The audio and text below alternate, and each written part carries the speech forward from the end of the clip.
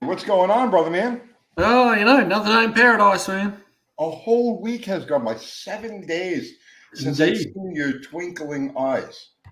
Isn't that nice? It's amazing. Yeah.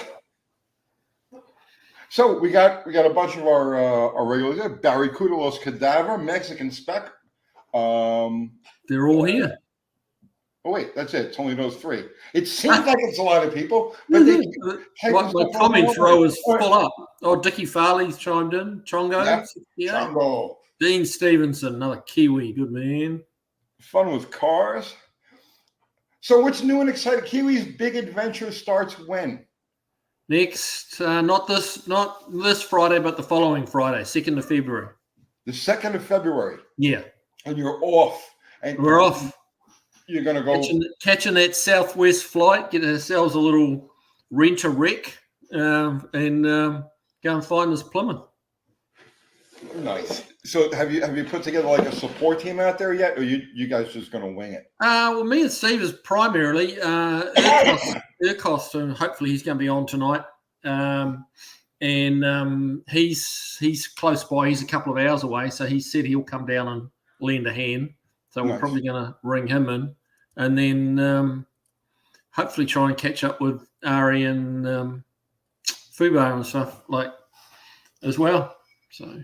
Yeah, see, that's the only reason why I wish I'd be going, because it would be nice to get together with those guys. Right. So who we got here? Uncle Moose, Dean Stevenson, Cart Mexican Spec. How are you, mate? Joe. Oh, just saying hi to Mexican Spec. So Kiwi, when you get back, if you get back, when you come back, we will have a whole studio, a professional actual studio where you and I can sit like and kind of face each other at like 45-degree angles, but yet be able to see just like professionals. With lighting and sound and everything else. Because we're working on the studio right now. Wow, sounds awesome. By the time you get back, we're gonna.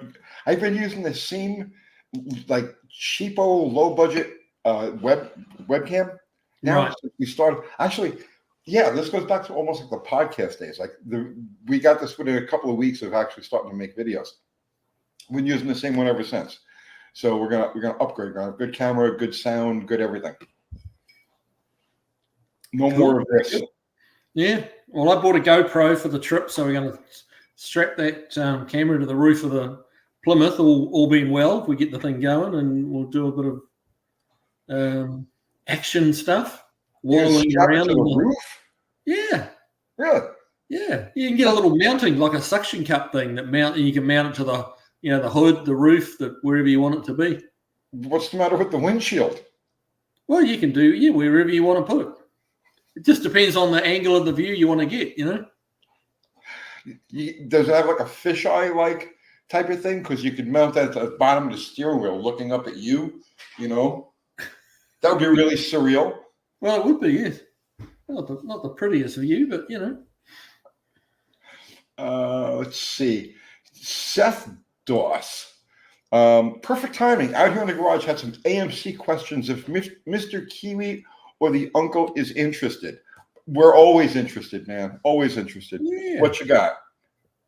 And now we have to wait. See, that's the other thing, too. We'll be setting up not too long from after we get going to take call-ins. So we'll actually be able to talk to people. Yeah. We won't have to be reading their questions. We can actually take their calls. Oh, that's cool. So, yeah, we got big things planned. Mm-hmm. Dr. Art's in the house? There is Dr. Art. Yeah. What is happening? It's bad weather and being sick. Oh, you've been sick, bro. Sorry about that. I would have sent you cookies or some shit. Some shit. Getting back into it this week. Hey, man, I was thinking about you today. I've been watching a lot of AI commercials. Have you seen any of these things? AI generated commercials? Yeah. Yeah. Well, I think that while you're gone, Dr. Art and I are going to get together and make an AI commercial for Kiwi's classic cupcake carrot. Shit. Whatever the name of the channel is. I think I want to get together with Dr. Art and make you a nice commercial using the latest artificial intelligence technology. Oh dear. I'm not, yeah. Okay, that sounds ominous. Yeah, you down with this, Dr. Art? You could probably get a head start on it before we get together. Let's see. And Uncle Moose is wishing a good Swedish mew to everybody. You're not going to offer him a Kiwi? Yeah.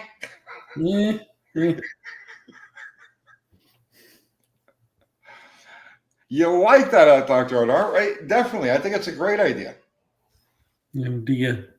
You can pay me back for my electric car jokes.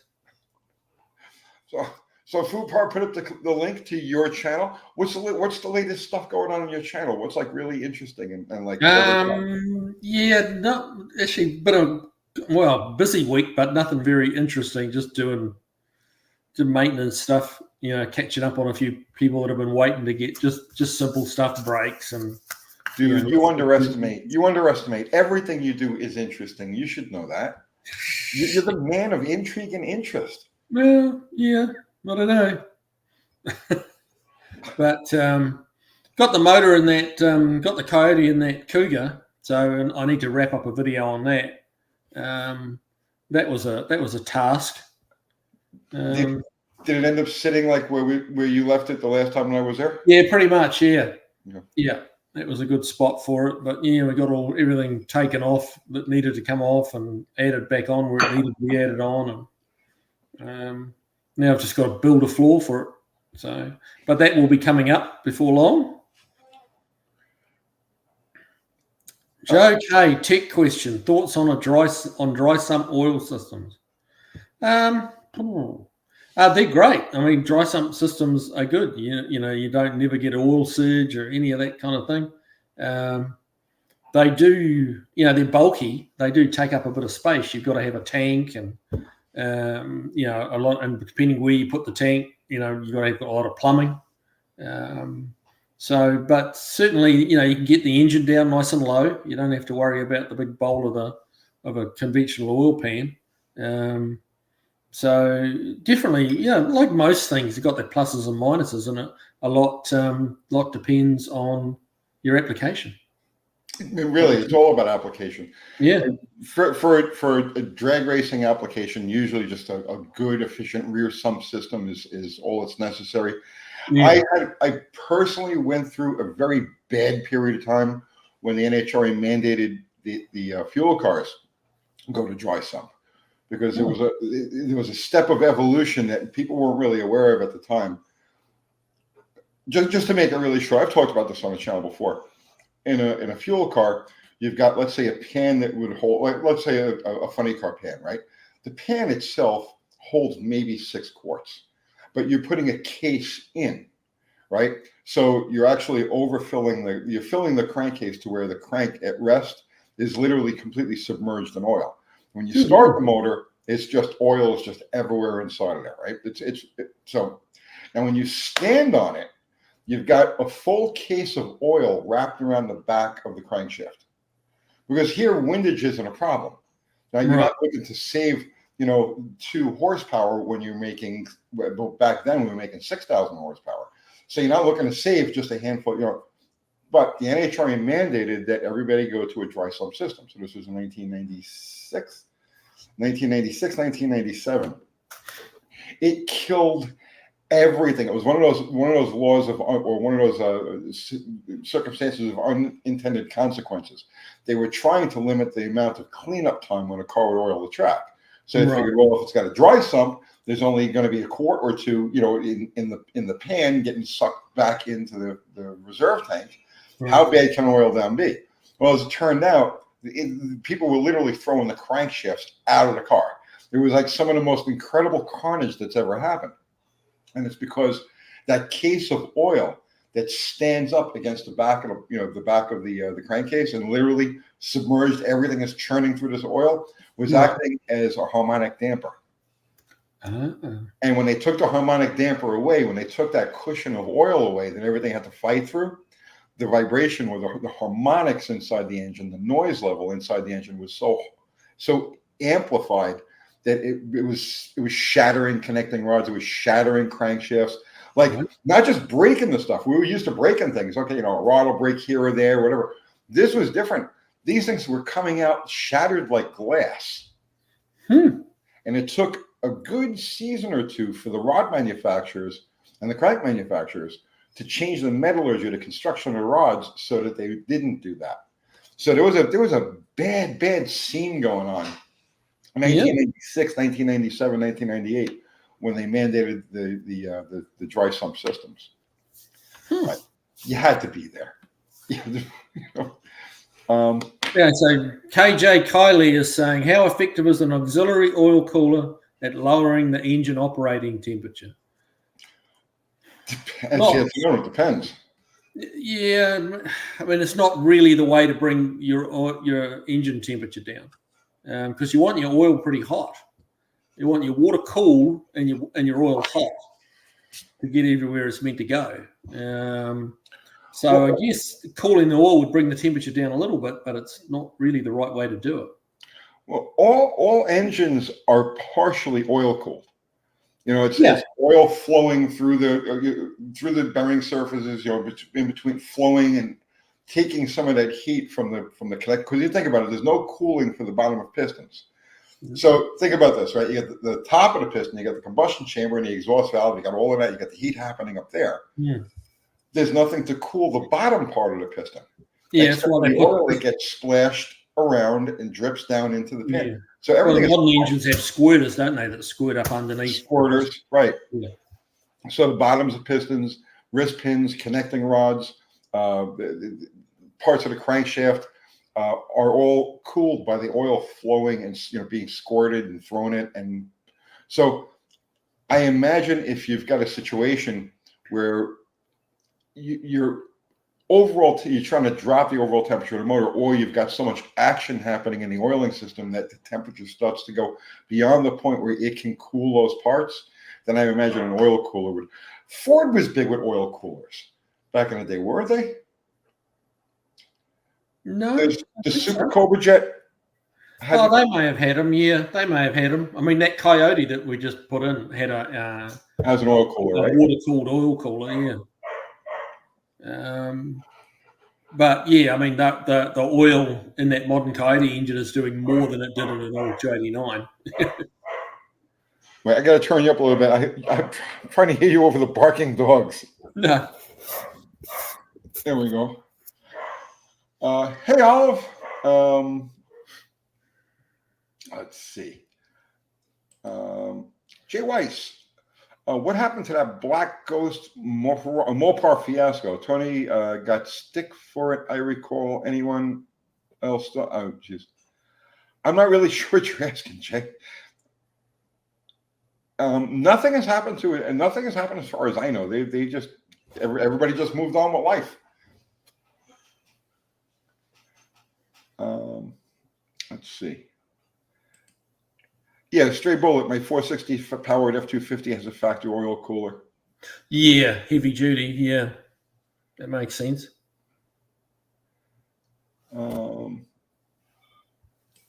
Let's see. Michael Edwards, I've never seen anyone look for a vacuum leak or gasoline until your video. Carb cleaner, yes, not gas. How do you look for vacuum leaks, bro? Usually a carb cleaner or gasoline. Yeah, the squirt bottle with the gas. Yeah, that's a good way of doing it. The carb cleaner is quite good if you use that little thin tube and you can get it exactly where you want it. That's true. That's true. Well, I use the squirt bottles with so you could point the gas stream right at. Right. You ever had one ignite in your hand? Yeah, a couple of them. Yeah, fair enough. You just toss it. It's not enough gas to really have be a problem. You know what I mean? Yeah, as long as you don't throw it into the pile of oily rags you've got in the right. corner. Yeah, you have to be careful you toss it. You know what I mean? Get the trajectory. Yeah, but generally speaking, the area that's like oh, it's on fire. And it's not.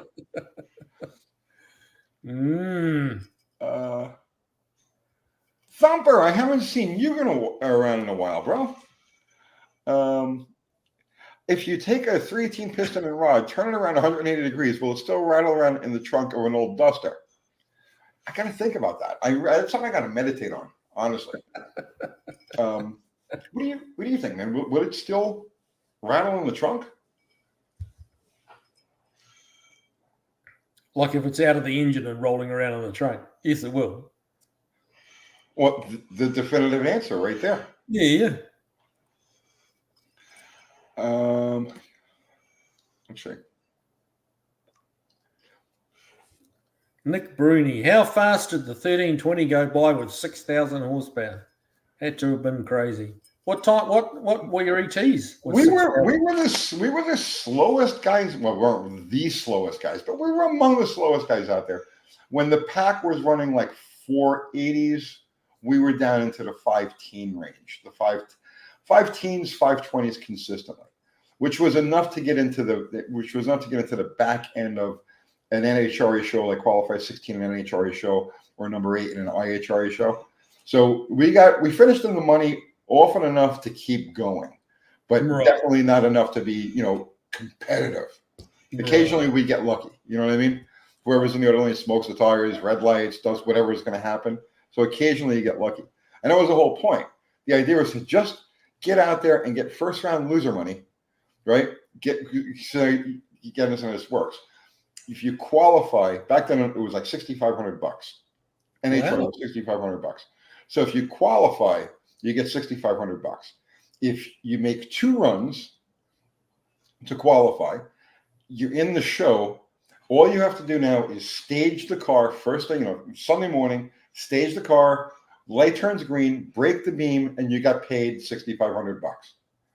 So that's what we would shoot for, because that would give you the opportunity now to go ahead. You made a profit. The problem that happened now is if you actually made it to the second round, you were behind money-wise, because it cost you more money to go to the second round than it cost you to lose in the first round. So it was a weird game we used to have to play with that shit. So what was the money for going to the second round? Not nearly as much. You got $6,500 first round loser money, and then they tack on like another $1,000 if you won the second round. Right. So, because in other words, your first round loser money was supposed to cover all of your qualifying passes. Right. Okay. So you're going to make 4 qualifying passes plus the run that you're going to make. Sunday morning, it's 5 runs. They're figuring that $6,500 you're going to break even. If we were a low budget operation, we could actually make a profit on the $6,500, but the profit went away if you won by any chance and got to the second round. Now you had to actually race for the money to get to the third round, and for us, that was the impossible dream. It was never going to happen. Right. Okay. It was fun, though. It was fun. No, who am I kidding? There was nothing fun about it. It was just terrible. I have PTSD. It's bad. It's bad. So what did it, Mark Suave asking, what did it cost to make a run back then? We between $1,000 and $1,200 a run if nothing went wrong. So that would be the cost of nitro, spark plugs, clutch, tire wear, because everything has to be amortized, right? So if you get, let's say a blower belt costs you $200, right? And you get 5 runs out of it, it's $50 a run for a blower belt. So if nothing broke and it was just normal attrition, between $1,000 and $1,200 a run.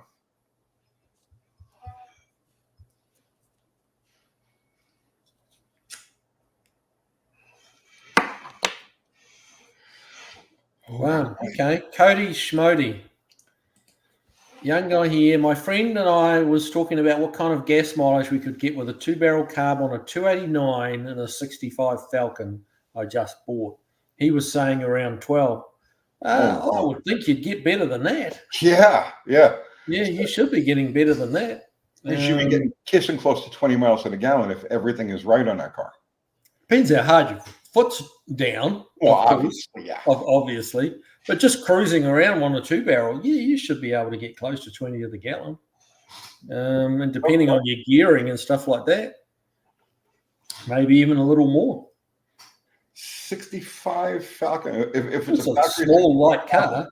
Yeah, that should have like a 290 series gear in it. Yeah, 290, 280. Yeah, the 6 cylinders had like 320. Yeah. right? Where they're about. So if it's a factory 289 car, the gearing is in the high 290s. Yeah. Yeah, man, no question. I would say well tuned. So let's say the engine is running right. It's got good compression. It hits on all 8 cylinders. Nothing weird, nothing goofy about it. Yeah, 18 miles on a gallon at a minimum, and I could see you like hyper miling it, like driving it real easy and doing all of the stuff to make it get maximum gas mileage over 20. Yep, I would have thought so.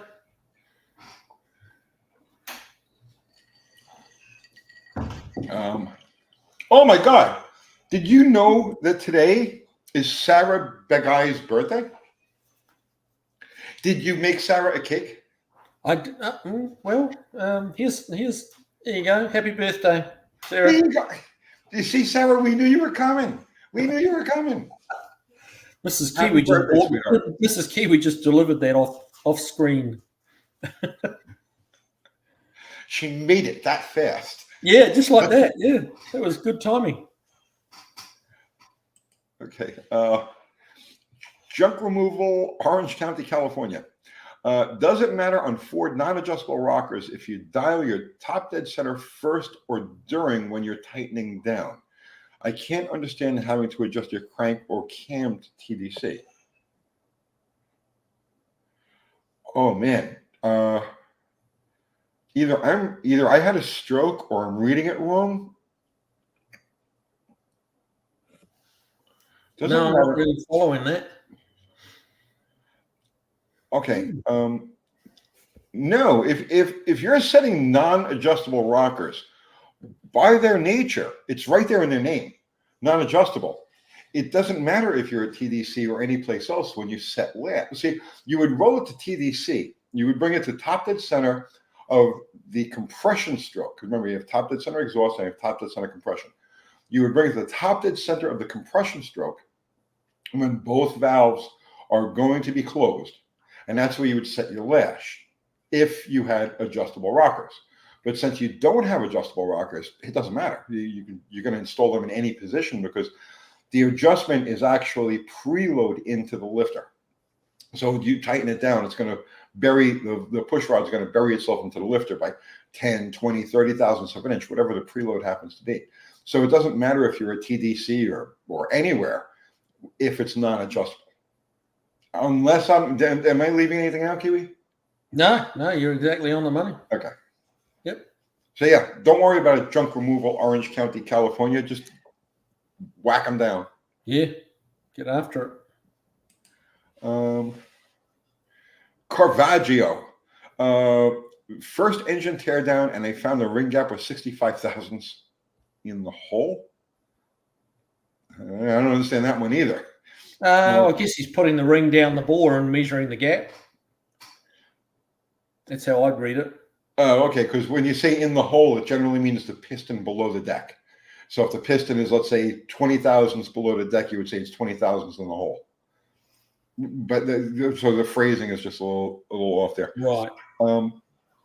Yeah, I mean, if it's a relatively high mileage, let's say over 150,000 or thereabouts, cast iron ring motor, like an old school type of, yeah, that's not that crazy. That's not crazy at all. I bet you when you drop the pan, you saw a lot of like gray, like a clay substance in the bottom of the pan. Am I right? Caravaggio. Super chat from Seth Doss. You see that, Seth? Thank you so much, sir. 69 AMC AMX 343. I love those cars. Granddad's car. Was running, wouldn't start today. Cranks but no spark. Replaced coil and condenser and good voltage to the distributor. Okay. So that has a trying to remember which distributor they used. Shit, I got no idea. No idea on the actual distributor. It's not going to make a difference, really, though. I don't think. Replaced the coil and condenser, but he doesn't say anything about the points. No. Would that car have a ballast resistor? No, the AMC has a ballast wire, but he's getting good voltage to the distributor. Well, yeah, true. Good point. Yeah. You shouldn't be getting any voltage to the distributor. You ground it on the distributor side.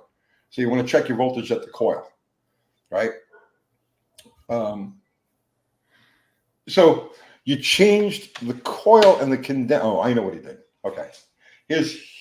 All right. The condenser that you changed isn't actually a condenser. It's a radio suppression. Okay, it is a condenser, but it's not the condenser that the points use inside the distributor.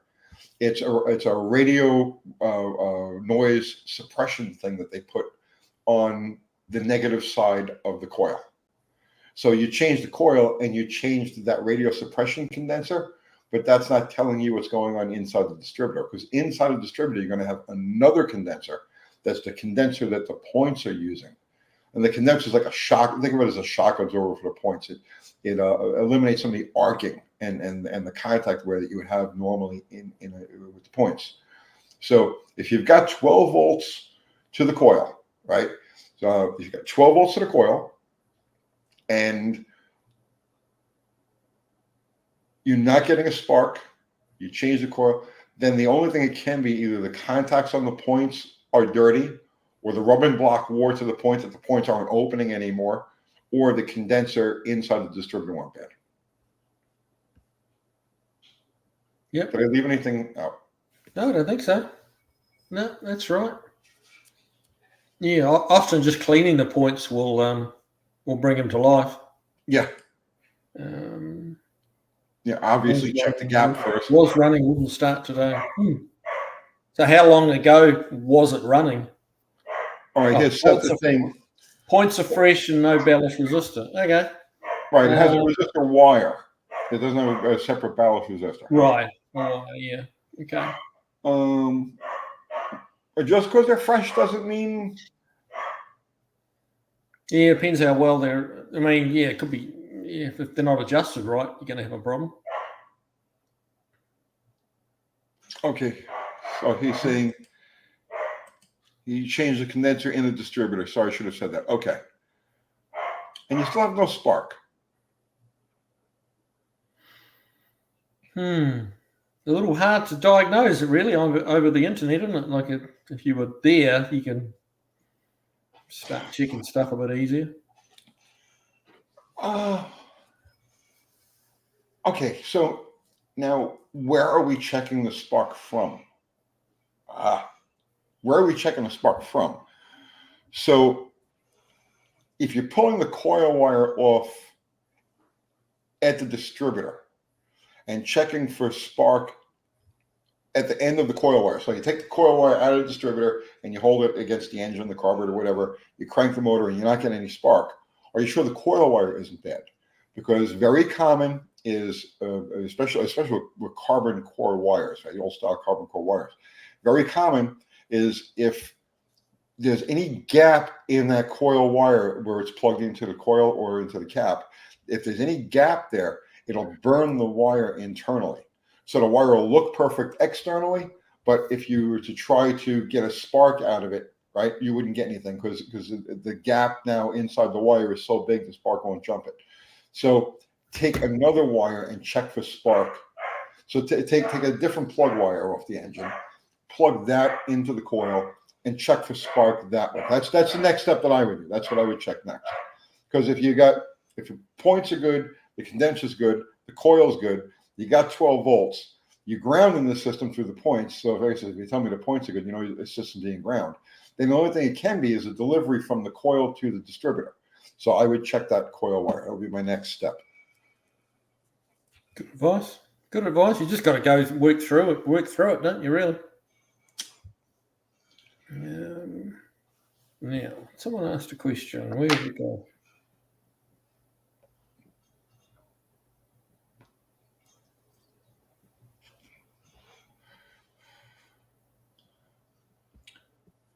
What do we got here? Greg Peace. Hi, guys. An Aussie bloke here just about to do a first start on a Hemi 265. Have to run the cam in. Do I start at TDC 0 degrees or a little before. Well, I'm trying to. Where is it now? Oh, here it is. Great piece. Okay, sorry about that. Yeah, a little. You probably wanted to 5 degrees before TDC. And yeah, just hold it up around 2,500 RPM, somewhere around there. And let it run for 20 minutes and, have some. Do you like putting the zinc additive in, Tony, or what do you think on the zinc additives? Yeah, I always use the whatever brake and lube the cam manufacturer sends. That automatically goes on the camshaft, and that's usually really high in zinc all by itself. But yeah, I'll also use a brake and oil for the brake in. So what do you use for a brake and oil? Whatever I get cheap. Yeah. Whatever that, either O'Reilly's or Advanced that I can get cheap. Just a cheap mineral oil, right? No, brake and oil. What's that?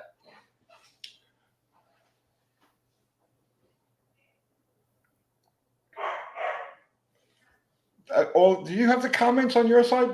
Yep. Everything disappeared here for some reason. Oh, Jesus. All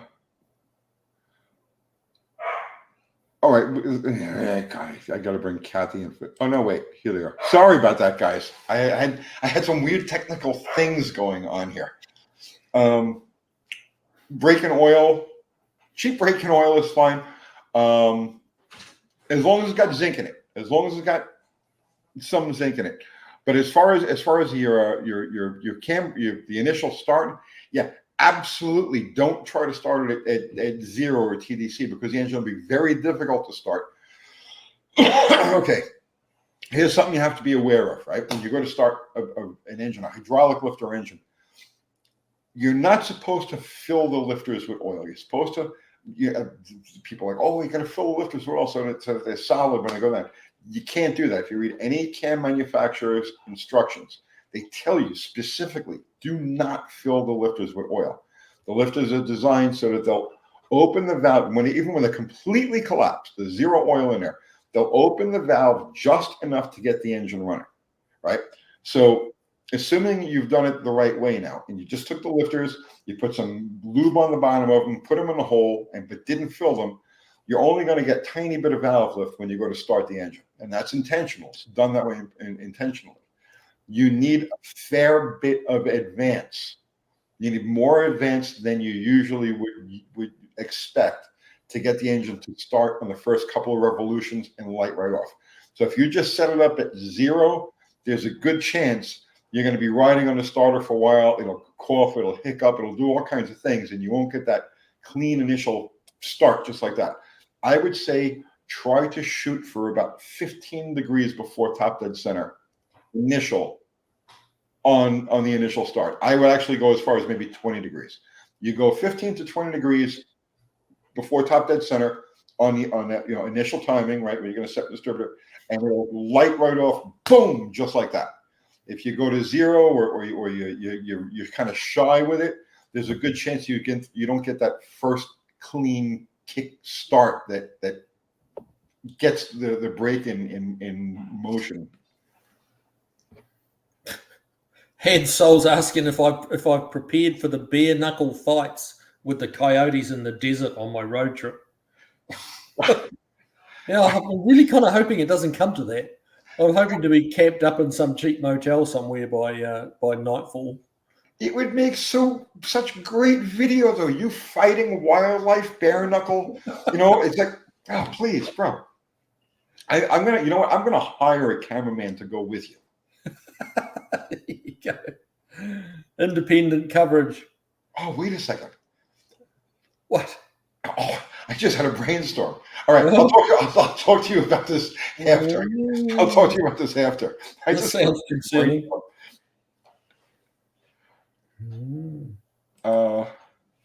Mark Suave, finally, Tony, someone that set the timing for startup the way I do. I learned it from you. Or maybe not. I don't know. 0's in the house. What's happening, 0? Tava, yeah, I am concerned about snakes in the vent, so we'll be checking that out. Don't you worry about that. Oh, jeez. yeah, where you got scorpions and black widows and Oh, jeez. oh god, you got chupacabras out there in the desert.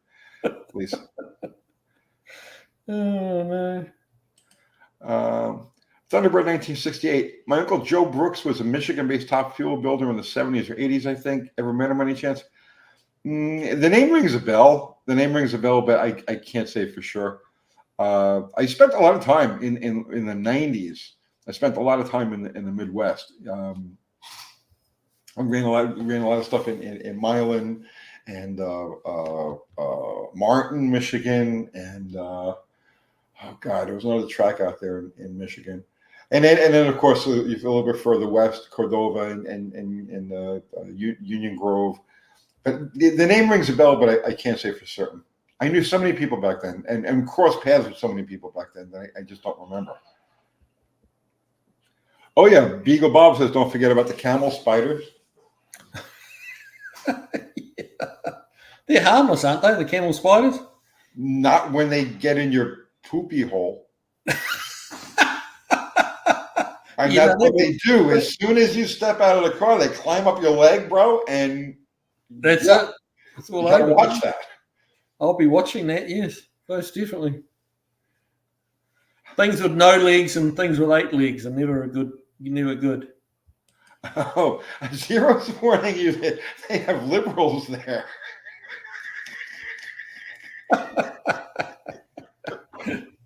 Well, yeah, a couple.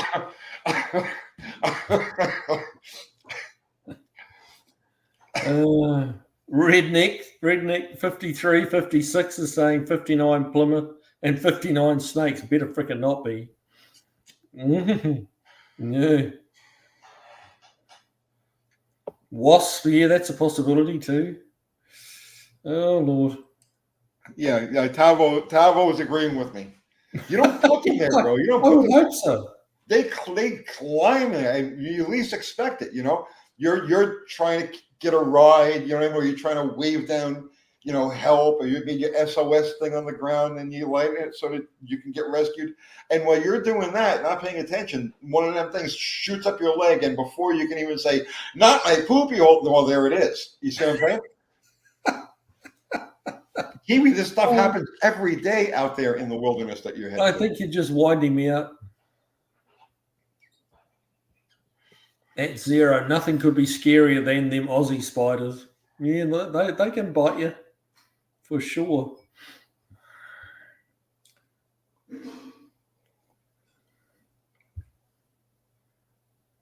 Glenn Nicholson, he's such a nice guy. Everyone's having fun at your expense. Enjoy your trip. It'll be an experience of a lifetime. Oh, I'll bet. Thanks for bringing us along.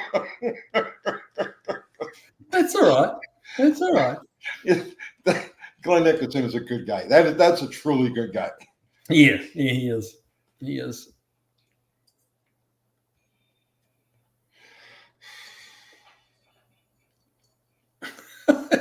Jeff Hutchins. That could well be a quote. Yes. Yes. I'm hoping not, but it could well be.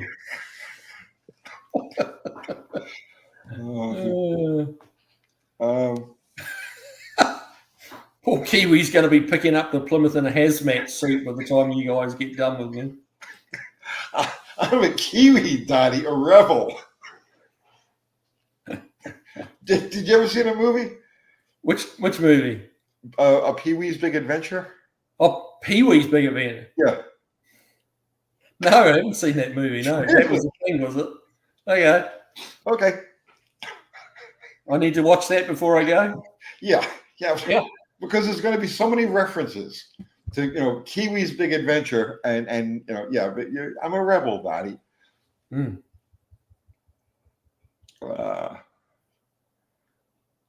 What, Robert Rio? What gun are you bringing, Kiwi? Yeah, they get a bit grumpy about you taking guns on planes these days. Yeah, I think you have to check it in your baggage or something. Can you actually take one on a plane, like in any capacity? On the check luggage or carry-on luggage. We certainly can't take it on carry-on luggage. No, but Tennessee is a constitutional carry state. So if you take your gun to the airport and You can't have the bullets. I mean, they read up on the regulations. If you take your gun to the airport and you say, I need to transport this to California, they'll just put it in their baggage and they'll give it to you when you get to California. There is no way I would be driving that thing through the desert like in the middle of the night without being heavily armed. There's no way. So, Well, that's what we're going to be doing.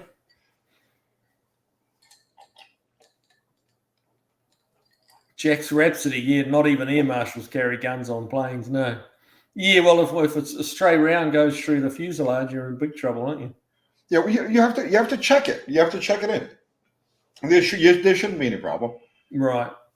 I have to get a gun first to actually check it. So there you go. I keep telling you I got something for you, but I next time I see you.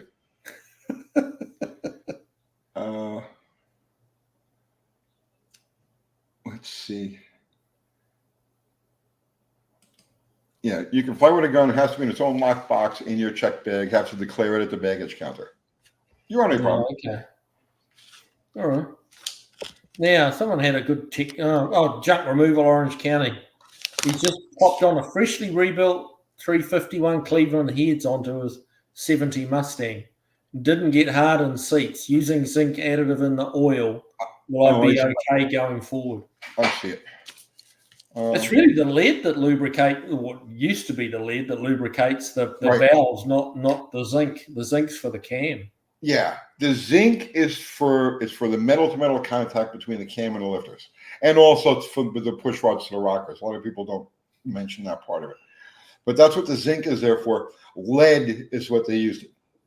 Tetrahedral, you look it up. Okay, Google it. Lead is what they used to put in gasoline to lubricate the seats. So you can get lead additives to put in your fuel. Yeah. What happened? Okay, so to explain to people how that works, right? The lead in the gas creates a film over the valve seats, the exhaust, because the part that burns is the exhaust valve seat. And what happens is, as the engine is running and everything is hot, some of it gets hot enough, like the edges of it will get hot enough, they start to turn red. Like if you ever pass a torch over a piece of metal, before the metal itself gets hot, you'll see the flaky bits of it start to turn red. Well, that's what happens in a seat. And it's happening millions of times over, millions of cycles. What the lead did was it covered the pores of the seat. It filled the pores of the seat. So there were no high parts for it to grab onto, to start the etching. And that's what it was. That it didn't lubricate them, it filled the seats, or it filled the pores of the seats. And that was a protection. So a lead additive will give you that same thing. Now, not all valve seats are created equal, okay? Because you get a lot of it depends on the metallurgy of the cylinder head. Fords were notorious for eating exhaust valves back in the day, in the 60s and the 70s. Or I should say the 60s engines, Fords, they would eat valves. You didn't have that same problem with Chryslers. You didn't really have that problem with, let's say, Oldsmobiles used to eat heads. Can you think of any off the top of your head that were common that would eat exhaust valves? Well, the British cars were bad for it, but of course, we didn't see that many American cars were not, like 20 years ago. Right. So it wasn't that. But the English cars certainly the cylinder heads were fairly soft. Yeah. And the valves would regress into the head. Surprisingly, how much they would eat their way into the head. Right. Now, just so that you know, your 351 Cleveland heads are hardened. So they didn't take gasoline out of lead out of gasoline until 1974. Was it 74? Because the catalytic converters were coming in 1975. 1975, 1976, they mandated the catalytic converters. Okay, so beginning in 1970, the automakers started putting hardened seats, started hardening the seats in their engine. So anything built after 1970 or so is almost guaranteed to have hardened seats from the get-go. So your 351 Cleveland heads are going to be hardened. Tavo's suggesting a can of WD-40 and a lighter for some self-defense against the critters. That's not enough, bro. Those things are please. Goodness.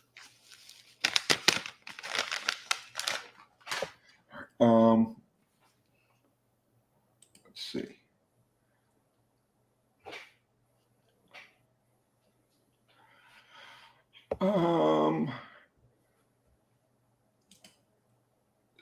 SYD Rider, what would an engine head running temperature with around 10-to-1 compression?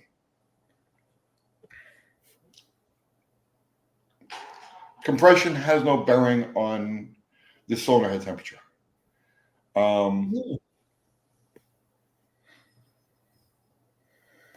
Combustion chamber temperature. Well, I got to think about that. I got to think about that. I'll tell you what. So compression would have such a negligible effect over, let's say, the running temperature of the casting. Timing is far more critical as far as temperature, so retarded timing increases the cylinder head temperature, increases the combustion chamber temperature. Yeah, dramatically. Yep. Right. So to try to draw a correlation between compression and head temperature. So let's say you're running 210 at the head at 9-to-1 compression, you go to 10-to-1 compression. What should the temperature be? I don't really think you can find a correlation there. But when you're talking about, let's say, running 0 degrees versus 5 degrees versus 10 degrees, you could see a 30 or 40 degree temperature difference in the engine, depending on, you see what I'm saying? So ignition timing is far more relevant as far as what temperature you're going to see at the cylinder head. Hey, now, Ian Don DC, land on DC, sorry. Can't read for shit. He's asking a question about a 428 forward. Idle's fine, blip the throttle, idle's like crap. Immediately turn it off and restart, idle's fine, blip the throttle, back to a crap idle again. That was like 5 minutes ago he popped that question up. Okay, about 5 minutes ago. What's the time on it? 7:47. Okay. Oh, jeez. Just above. Oh, there it is. I see it. Okay. 424. Idle's fine. Flip the throttle. Comes back down. Idles are cracked. Immediately turn it off and restart. Idle's fine. Flip throttle.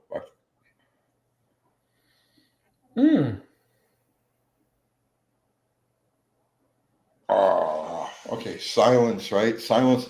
Dead air while we fill this one out. What would cause it to do that? Idle's like crap. Immediately turn it off and restart. Idle's fine.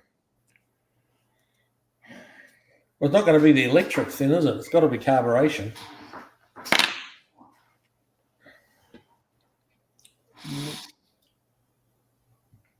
I've seen something like this before. The key here is when you shut it,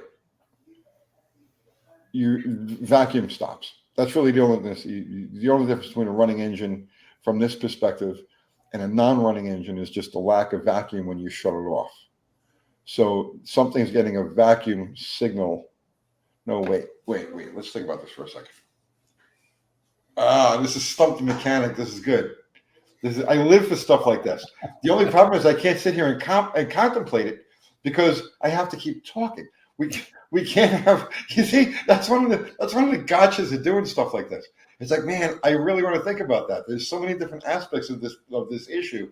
I can think, but I have to sit here quietly for like 10 minutes to think it all through. Yeah, and you can't do that when you're doing a live thing. Throw some ideas out there, Kiwi. Well, Barry Cooter's just hit on something I was thinking as well. Throttle shaft leak, like is the wear in the throttle shaft to a point where it's actually pulling a leak in through the throttle shaft, and that blipping of the throttle is resetting it. Like, Landon DC, what kind of carburetor is on that thing?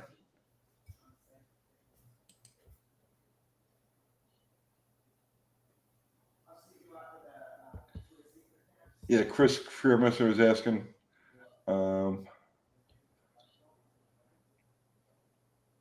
Zero is saying adjust the throttle plate first. No, I don't think it's a throttle plate. I don't think it's a throttle plate.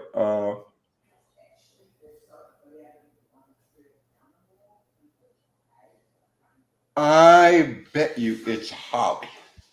It's what? I will bet you that it's Holly, and it's a warped body. It's a what, sorry?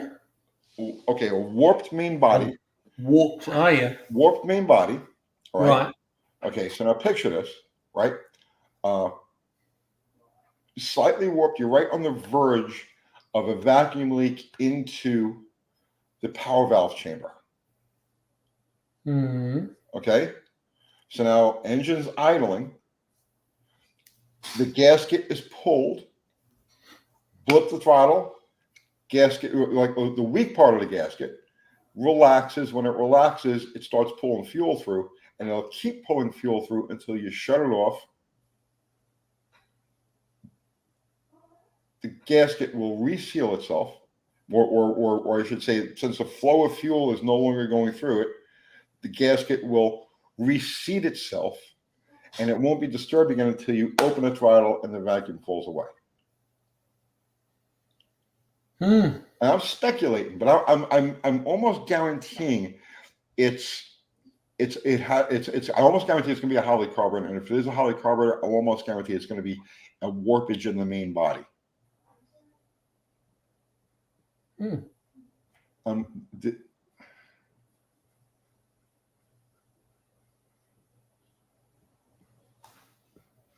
Okay, Dr. Art is saying check ball at bottom of carburetor is either missing or plugged. I don't see that, man. No.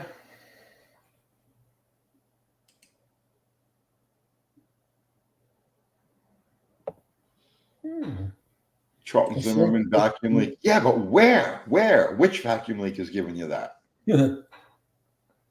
And why would it reset on restarting? Right. Oh, you know what? I'll tell you another thing it could be too. If it's an EGR valve motor, a sloppy EGR valve will do that too. Yeah. Yeah, it's true. Crack it off its seat. 428. It doesn't really want to. It doesn't want to settle back down. Shut the motor off. There's no more flow through it. No more vacuum pull on it. It reseats itself, and it's good again until you blip the throttle and. Okay. Yep. Yeah, there's some validity there. All right. So nobody. Yeah, Dalbert, and that's what I'm thinking. Power valve leak. But not the power valve itself. The power valve is either on or off, right?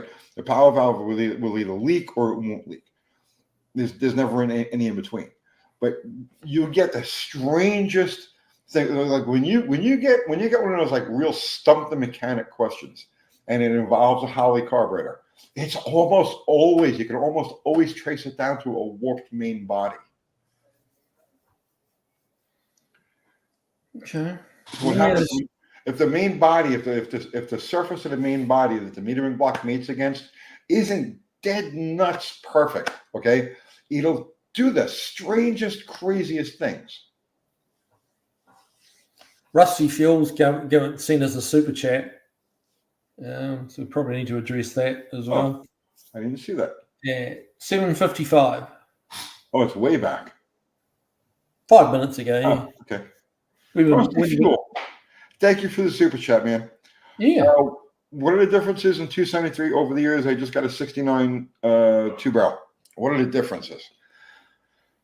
64, 65 have an oddball intake manifold bolt deal, where they're not the same. They're at a different angle than the other LA motors, like the 318 and shit, or the 67, 66, and later 273s.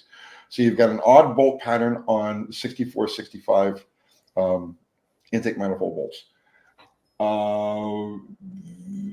67 hydraulic lifters. 66 was last year for solid lifters. So 67 hydraulic lifters. Yeah, those are the main running differences in the 273 that I can think of over the years. So the 69 two-barrel motor you have there is really just a small bore 318. Everything else is going to be exactly identical to the 318, except it has smaller bore pistons. Here's a drum brake question for you, Tony. What would you consider the ultimate development of the drum brake? Seeing as you're a huge drum brake fan. Yeah, it's hard to say. I never really thought very deeply about drum brake science. The segmented shoes that they were using in NASCAR towards the end are probably just look at the type of brakes NASCAR was using in the 1974, 1975 era, and that's pretty much it. The sintered metallic, a lot of metallic in there, and they segmented the shoes. So this actually looks like a series of brake pads, right? Kind of like those clutch plates. Yeah, You've got 8 pads on them, or 6 pads, or whatever. Yeah. Okay. And was that for just greater, PSI, like pounds per square inch on the friction surface? Well, I guess the same reason you would groove brake order to get dust out of there. Give dust a place to go, and some cooling. But yeah, back then, like if you look at, like this is NASCAR in 1875, they were still using drum brakes, and they were slowing those cars down from 200 miles an hour. So, I would say that was probably the epitome of drum brake technology. But I'm not really that familiar with it. The truck racing they used to. Have you seen the truck racing that was very popular in Europe and Australia and New Zealand, where they're actually racing the tractor units of a semi truck, and they were pouring huge amounts of water into the front brakes, trying to cool them down. Like every time they hit the brakes, it was all this. It looked a bit like smoke, but it was actually steam coming out of the front brakes. Yeah. Which is kind of weird, because if you've ever driven through water with drum brakes, you've suddenly got no brakes. Well, that's assuming that they're cool. Yeah. Right. If they're already heated, then there is no, you know what I mean? There's no chance for the water to puddle up in there. Right. Now, Uncle Tony and Kiwi, any tips on removing a rusty stock torsion bar on a 71B body?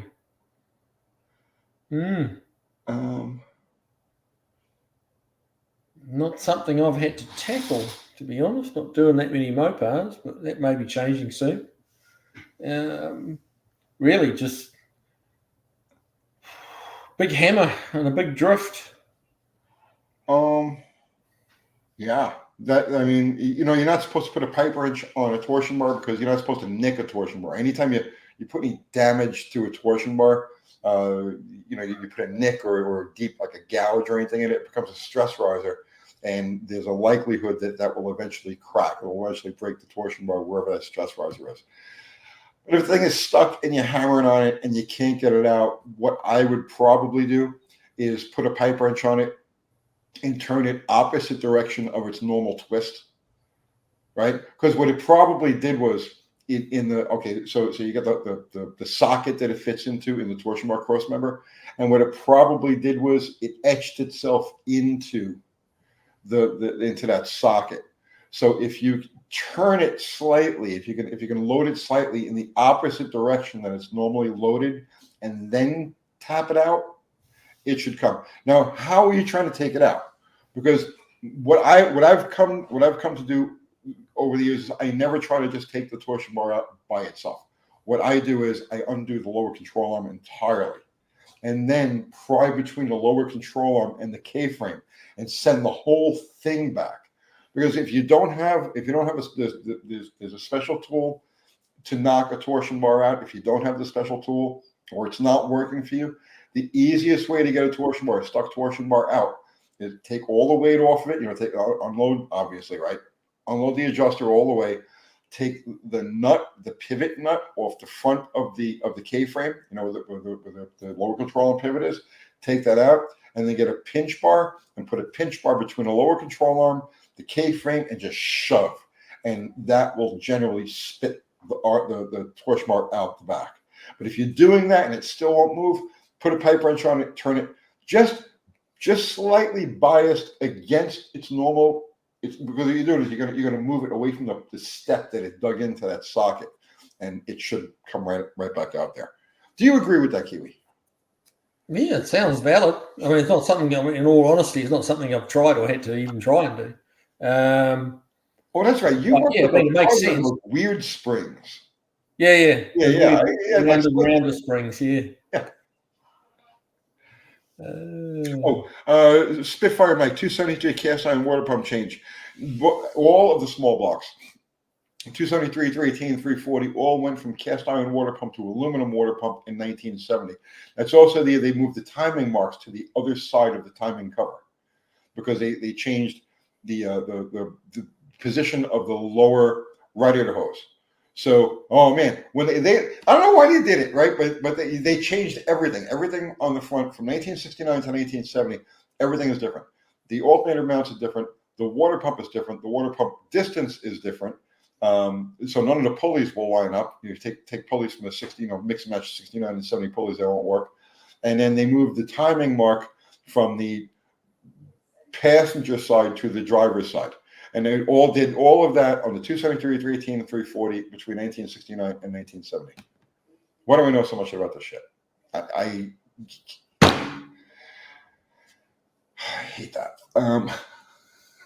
Because I know there's important things that should be in my mind, but they're not there because I remember all of this stuff.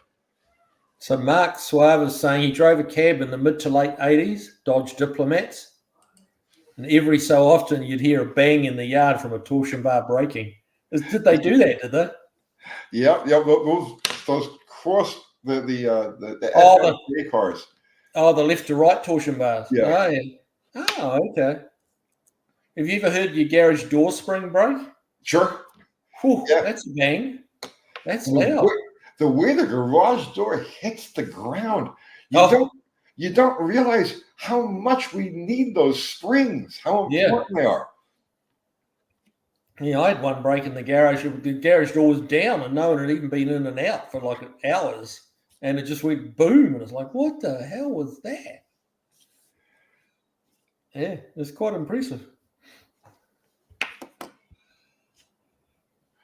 Barry Cooter, unusually techie this session. Well, that's why we're talking about, we tried to bring in some garage doors, just to... Well, it's called Tech Talk. Yeah, lots of tech talk. I want to get back... There's been no talk of politics or any of that carry on, or UFOs or conspiracy theories tonight. You don't like any of that stuff, huh? You're gonna run into a lot of conspiracy stuff out there in the desert in the middle of the night, man. Well, yeah. Somebody said that they hope we don't get probed on the way back. A giant triangle coming through.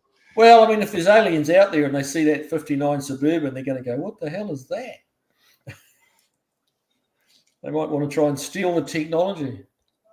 I'm trying to go back to that idle question where the guy was, he'd run fine and return to idle. See if he ever answered and the carburetor was on it.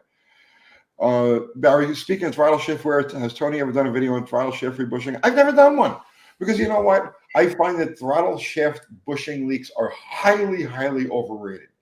I've only come across a couple of them during the course of my life that you'd actually see a difference. And I've had carburetors that would just flop around, right? But when the throttle is closed and the blades are pulled down, right? The throttle shaft, the shaft is like buried at the bottom of the bore. You see what I'm saying? So it's like there's so little of a chance of it actually creating a vacuum leak that you would notice, you could probably fix it just by turning the idle screw down about a quarter of a turn and make up for the wear. Even though, like, when you open a throttle, it's kind of drastic. It seems sloppy and everything. It's the when you close the throttle, the vacuum is pulling those blades down, and it's not really sucking very much from the sides. If I find a carburetor where it's that far out, I just replace the carburetor. I don't bother trying to bush them.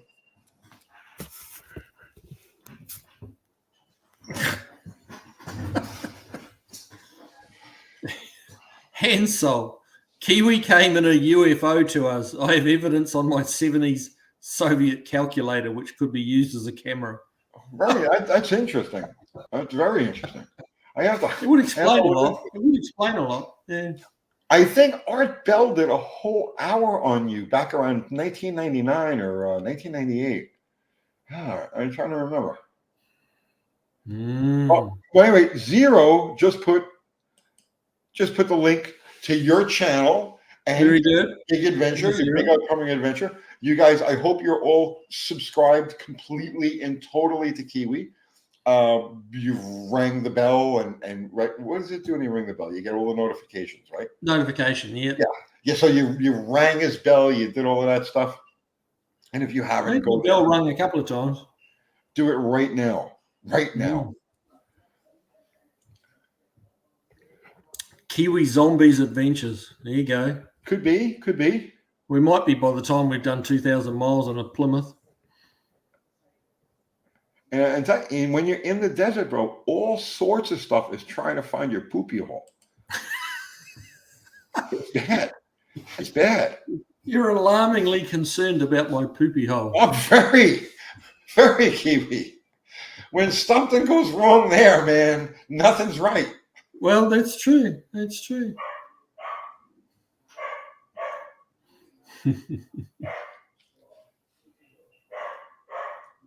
Bob's Chop Shop. Dome pistons on open chamber heads on an LA 318 or 360. Street performers. What are your thoughts on it, Mr. Uncle Tony? You get more compression. I imagine that would be my thought. Yeah, I mean, why not? How much compression are you going for? How much for dome do you? I don't know.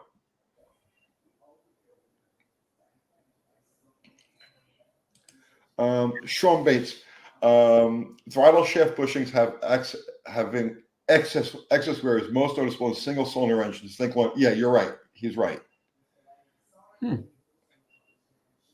Fear and loathing in Kiwi's Plymouth. There you go. Dazzle of Britain, don't get stuck in dark dirt roads. I wasn't planning on going on any dirt roads, to be honest with you. But you never know. We might have to stay off the interstate if we're smoking too much or too slow or whatever. Okay, here's one for you, bro. Here's one for you. 70 Mustangs, junk removal again. 70 Mustang factory front powered brakes, rear drum, already has proportioning valve. If I want to add rear disc, are there any concerns for updating the proportioning valve, or am I good? The proportioning valve is for the rear drums. You'd really want to get an adjustable prop valve. Now, there's a number of different manufacturers for those. Woolwood obviously is one of them. But yeah, there's a number of different manufacturers of adjustable prop valves, which is really what you're going to do because, whatever discs you put on the back were not made to go on the back of a 70 Mustang.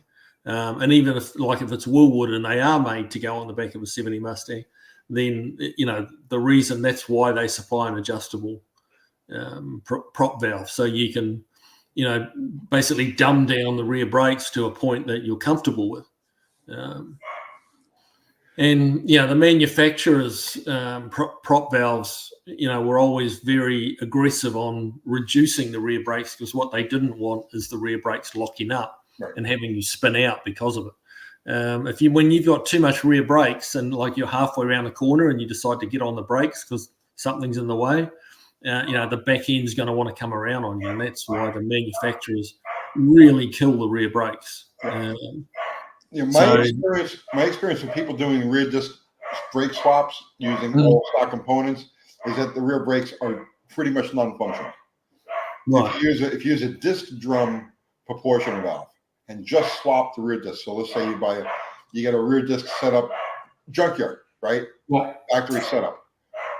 The rear discs are nearly completely inoperable with the disc drum proportioning valve. right. It's like this Kiwi is saying, the factory takes so much braking power away from the back that once you increase the amount of volume needed, so that's the thing. Disc brakes require much more fluid volume than drums do.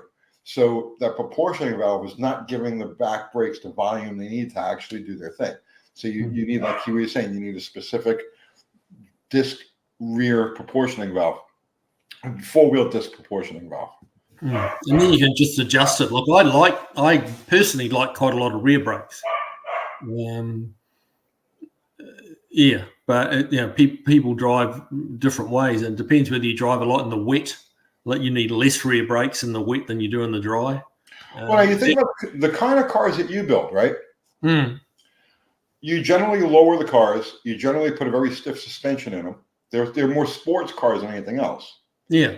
So there isn't a lot of body transfer. There isn't a lot of dive when you hit the front. Yeah, there isn't as much weight transfer. Yeah. Right. So you would want to be extra aggressive on your rears. Yeah.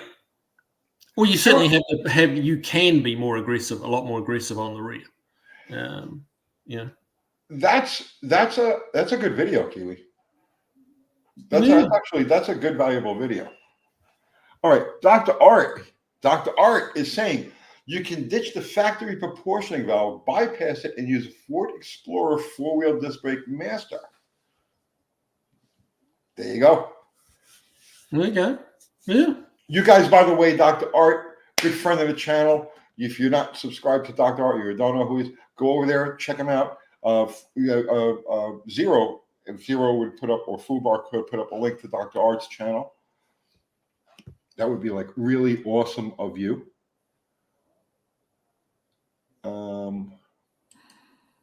If Tony was a pal, it could be the male version of Thelma and Louise. Yeah, I'm not that good of a friend. And he won't get on a plane. And I won't get on a plane. Yeah. He'd rather just watch me like freeze to death in the desert than get on a plane and help me out. I mean, it could be the difference between life and death, not having Tony there to come up with a brilliant idea how to get us moving again. Let me tell you something, my friend.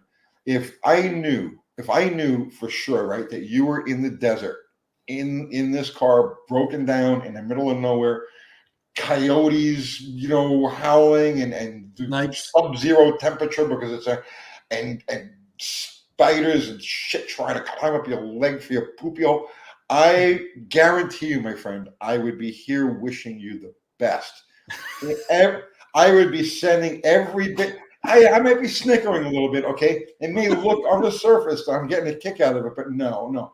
Underneath, I'll be sending you pretty good wishes, hoping you get pretty good, wanting you to be able to come back. There you go. Okay, I mean that sincerely. Oh dear. Let's see. Brian Power. Have you ever had a vehicle you couldn't get right no matter what you were working on? Brakes, running quality, trains, etc. Yeah, like every project car on my friggin' channel so far. I've certainly had some that have like really tested me hard.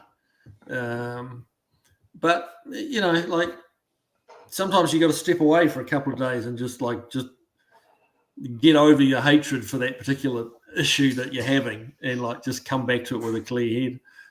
But no, I've always, so far been able to get on top of them. Some of them, it's been a very close call, but yeah, you can just say, step away. Yeah. Talk with a couple of friends that have just got, fresh eyes and you get there. You will get there. I mean, it's a mechanical thing. It's just a matter of finding the fault.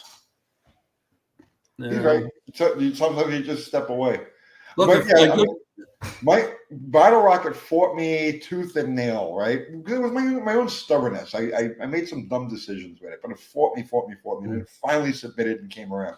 Now I'm going through the same thing with Sledgehammer. It's like still fighting me. But you also have to understand too, like a car like Sledgehammer was literally built from scratch out of stuff that doesn't belong together for no money. You know what I mean? So it's like you expect these things to happen. Look, I mean, a good friend of mine's got a supercharged LS powered Mazda Miata. And he was having, the thing was going like a little rocket ship. It's like 500 and something rear wheel horsepower. And suddenly it appeared the clutch started to slip. And all the experts, the clutch companies that supplied the clutches said, "Oh, you've glazed the clutch, and this just went on for months. We took the engine and transmission out of it, which is a whole cradle out of the bottom of the car, because you can't pull it out through the top. It's just too much engine in a little tiny car. It's just that is a big job. Took it apart, couldn't really find anything wrong, put it back together, and it just went on for months and months and months. And just like a week and a half ago, I was down there. Like everyone had walked away for like 2 months and just had enough of this thing. It just couldn't get it going. And we got back on it, just went through all the ABCs, checking everything. Nothing was making any sense. Eventually I said, "Well, look, we just got to get it up on the rack. You got to get up in there, put it in the gear, try and drive it, hold it like left foot brake, hold it on the brake and make this thing slip. And we got to try and stand underneath and look to see where it's slipping."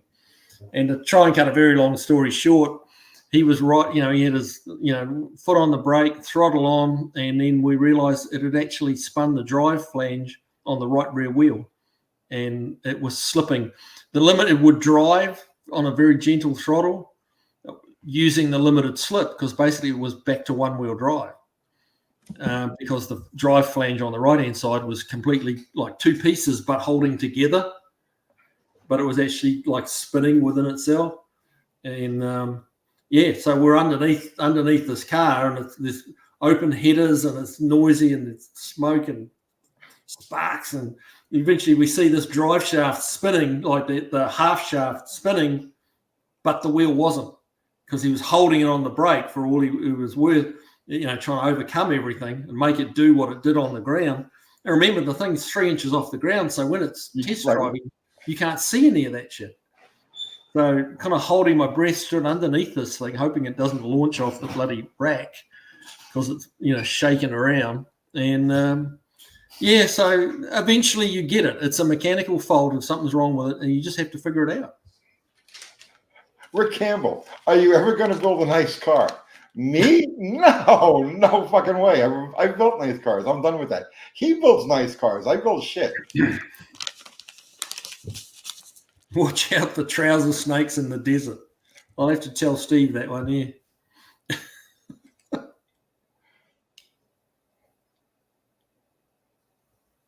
Okay. All right. $1 Burton. Will Ford 400M Cleveland 335 type engine fit 429 385 engine? Oh God. Most contents say no. Some say yes with all machining. I got 72 429 4-valve yesterday in heads or nuts. So good. Some say I don't know. I don't know what to even make of that question, Kiwi. Well, I'm not quite sure what he's asking. Well, Ford 400M. Well, the heads, I think he's asking if the heads would fit. I don't know. I haven't had a lot to do with the 400M. It wasn't an engine we got down under. So yeah, I don't know. I don't know, man. But I'm sure somebody is a lot more familiar with Fords than I am. The thing is, you go start asking on these forums and you get 86 different answers to one question. It can be a pain in the butt. Bill McKeisker, thank you for the super chat. Video idea for each of you, and also just asking for it out of my own ignorance. What's the proper way to drive a car with traditional manual transmission and clutch? Not quite sure I understand the question. What's the proper way to drive a car? Okay. All right. Let's think about this for a second. You're saying a traditional manual transmission. So by traditional, are you saying okay? So non-synchronized 3-speed, double clutch. Okay. Non-synchronized first gear 3-speed, double clutch in and out of first, right? And synchro shift second or third. Full synchro transmission. Only use the clutch to take off. The rest of the time, synchro shift. If you're going to downshift, match RPM. Try to match RPM. At least that's what, generally speaking, if I'm driving a fully synchronized 4 or 5-speed transmission, the only time I ever really touch the clutch is to stop the car or make the car go. The rest of the time, I just synchro shift it, unless I'm on it and I power shift it. Okay. Was that a good answer? I guess that. I mean, that he's asking what in your opinion, what's your way to drive a traditional manual transmission? I personally wouldn't drive it like that. I mean, I'm pretty light with the clutch. If you're scooting through the gears pretty quick, you don't need to do a full, just a dip of the clutch. You don't need to really disengage it. But it depends. Like proper way to drive in normal average road going conditions, or in a race sort of situation, or which I'm not quite sure what Bill's asking. I mean, racing is a whole different thing. But he's asking, driving, just driving the car. They put synchros in the transmission, so you don't have to use the clutch between gears. Yeah, I tell you one thing my kids do that drives me mad. Both my kids, when they got their licenses, that was a condition. They had to take their test in a manual in a stick shift car. So they learned how to drive stick shift early on. But one thing I've never been able to get them to do is to change that. Like they'll slow down for an intersection or to turn left or right or whatever, and they just pop it into neutral and use the brakes. Like I'm always changing down, like fourth, third, second. As you come. Yeah, I generally do that too. They will not do that, and I've given them shit about it, and they go, "Oh, yeah, whatever, Dad. Whatever." And they just do what they want to do.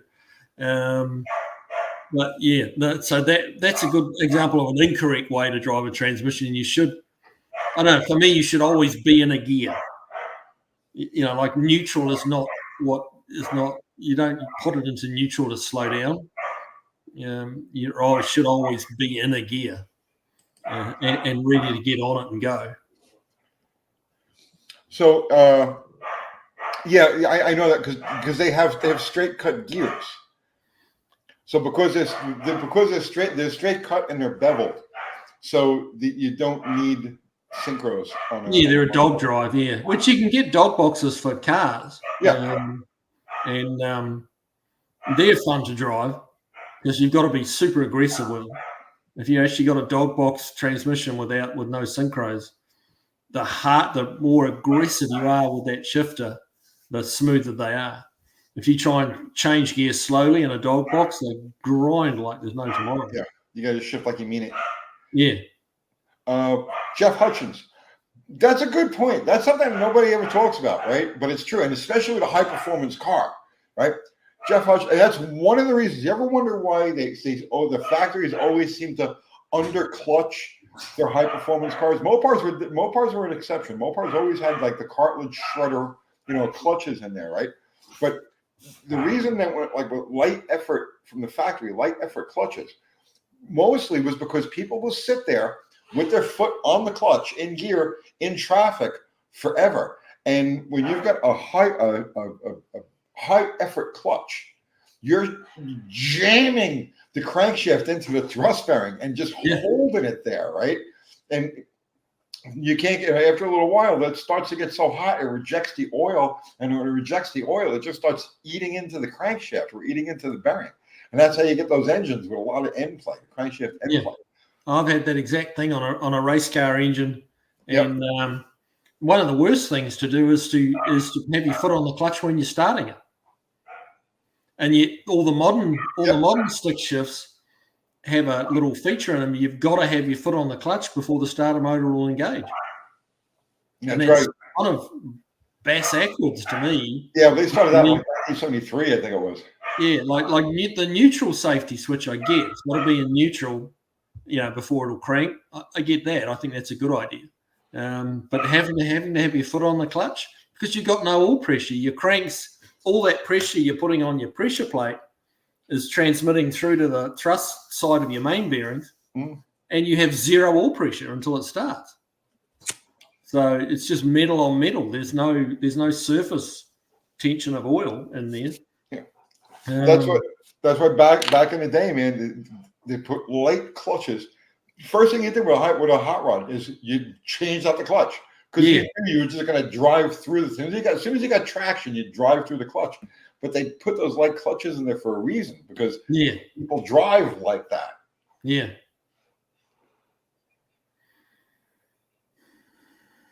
70 Roadrunner. That's right. Yeah, 70 Roadrunner has a clutch neutral switch. Yeah. I don't like it. Beagle Bob is about to bypass the clutch safety switch. Yeah, I would. I mean, if you can set up a neutral safety switch, because they will. I had it happen to me. Remember that you saw that video on the Cobra that I did? I had a blue Cobra in there. I don't think so. Yeah, I had a blue Cobra with the FE and the twin fours on it. Okay. And fortunately, I was outside and had a lot of room in front of it, but I leaned over to start it, to crank it, and forgot I'd left it in gear. Oh, yeah. Okay. I saw that. And it started and it took off, and it's like, shit. And, or some slightly more colourful words than that. I managed to keep up with it and turn it off again. So it only went about 6 feet. But like you think, like whoever, how would you possibly start a car in gear? But like it happens, Like if it's like right on, you get the first click of the key. Oh, it just like this thing just hit, and one of it was funny, but funny in an ironic way. It came in for hard starting, and then like fluffed around when they got the float levels and did a bunch of stuff to it, and it would start like you couldn't let go of the key quick enough. Like you just had to tap the starter, and it would go. And it proceeded to drive across the car park. So. Neutral safety switch is a good idea. Holy car mods. What's the best standard transmission for racing? Would a 4-speed be best for the drag strip? Really? Well, I mean, looking at the pro stocks, 5 speeds. Yeah, but those are planetary transmissions. So holy car mods. The question you ask is so loaded. There is so many different angles to this question. Okay. So, all right. For typical drag racing, the automatic has surpassed anything you could do with a manual transmission. Manual transmissions stopped being the thing when the high stall torque converter first came out, 1971, 1972. They really became commonplace by the middle 70s or later 70s. And as the high stall converter came out, the manual transmission lost its favor. So for drag racing, nearly, and see, it's one of the mistakes I made with Bottle Rocket, because I wanted to have an old school thing. I wanted to do 4-speed, and it bit me in the ass so many different ways. But for drag racing, automatic is going to be the better choice. Now, as far as which type, if you hardcore manual, you have to have a manual. Just think of it this way, right? A 4-speed gives you more gear or more phases of gear multiplication than a 3-speed does, which makes a 4-speed good. Which means that a 5-speed would give you that many more levels of gear multiplication, torque multiplication, so it's better. So a 5-speed would be better than a 4-speed. Now, when you get into really high horsepower stuff, anything over 1,000 to 1,200 horsepower. Now, planetary manual transmissions are the way to go. So there's so many different aspects to that question. What do you think, Kiwi? Am I just spewing nonsense again? No, not at all. Not at all. Now, what you're saying is quite valid. And the question is a little open-ended. And what's the best standard transmission for racing? Well, there's a lot of different types of racing. And a lot of different types of And then standard transmissions. he does go on to say, would a 4-speed be best for the drag strip? Yeah, it's hard to change gear manually, as quick as an automatic does. Yeah. So, but a 4-speed, yeah. But not an old Muncie 4-speed. Like, you cannot change the gears quickly on those things. Yeah. Well, I mean, like a Tremec with a short shifter on it, you can click those through the gears pretty quick. But the old linkage type set up on the old Muncies and top loaders and stuff like that, they were not quick at changing gears. You kind of had to row around a bit to find the gear. Well, there's also different levels of modification that you're going to do, right? Right. To a manual transmission. So, I mean, from substituting, a gear lube for ATF makes it shift a little quicker, a little easier. Synchros, grinding every other tooth off the synchros makes it shift that much easier. Replacing the synchros. There's so many different. You could spend zillions of dollars modifying a manual transmission and not get the same effect that you would with a proper automatic and a good torque converter. Right. This is somebody who loves manual transmissions, but I've seen a light. Done. Somebody said, "Oh, Mark Suave says Lenko if you've got the money." Yeah, Lenko is a planetary transmission. Right. I just threw away a bunch of Lenko reverser parts. No, really? Yeah, I'm cleaning up at the shop. Wow.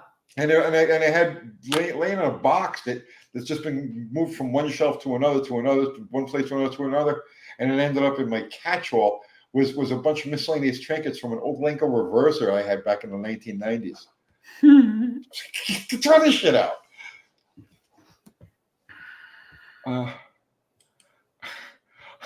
Uncle Tony, have you ever lost a fist fight?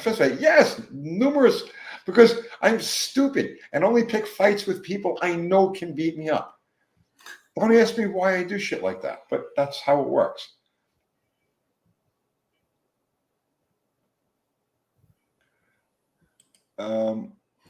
Hansol says no automatics in rallying for a reason. It's true. But I mean, you don't want an automatic in a rally because you want engine braking and stuff like that. So,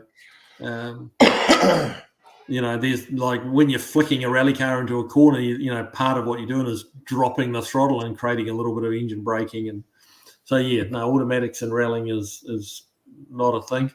The speed they change is like with their 6-speed sequentials is almost like an automatic, but they actually change them with a paddle shifter. So CUDA 426 Hemi, was Ronnie Sachs quicker than the torque flight in the Boss CUDA and GTX? That's a trick question, CUDA 426 Hemi. No, he absolutely could not shift first to second or second to third quicker than the automatic could. An automatic shift is nearly instantaneous. But that's not the question. The question is, did he go faster with a 4-speed than they did with the torque flight in those days? And the answer is yes, because at that point, 1970, 1971, the high stall torque converter was in its absolute infancy. So in that era, you talk about 1969, 1970, the beginning of pro stock era and all that, the high stall converters were still like, it was still like rocket science. It was you know what I mean? So yes, in those days, Ronnie Sachs could definitely go quicker with a 4-speed than he could with an automatic. 10 years later, once torque converter technology had advanced basically to where it is today, no, there's just no way. You know what I mean? There's just no way.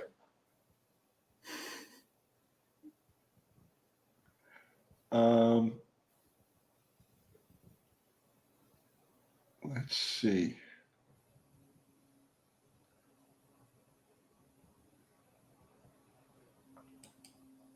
Straight bullet. Oh wait, no. Vile fly, bad fly, right? Really bad fly. There is a sight plug like in a rear differential to check the level when it's burning hot and running. The fill plug. Just about every rear diff that I can think of, there's no sight plug, right? The fill plug, wherever you fill the fluid from, the gear lube. Well, if you take that out, sometimes it's a rubber plug, sometimes it's a screw and bolt. When you take that out, that's the fill level. So generally speaking, if you put your finger in the hole and not feel gear lube, then you have to add some. Yeah.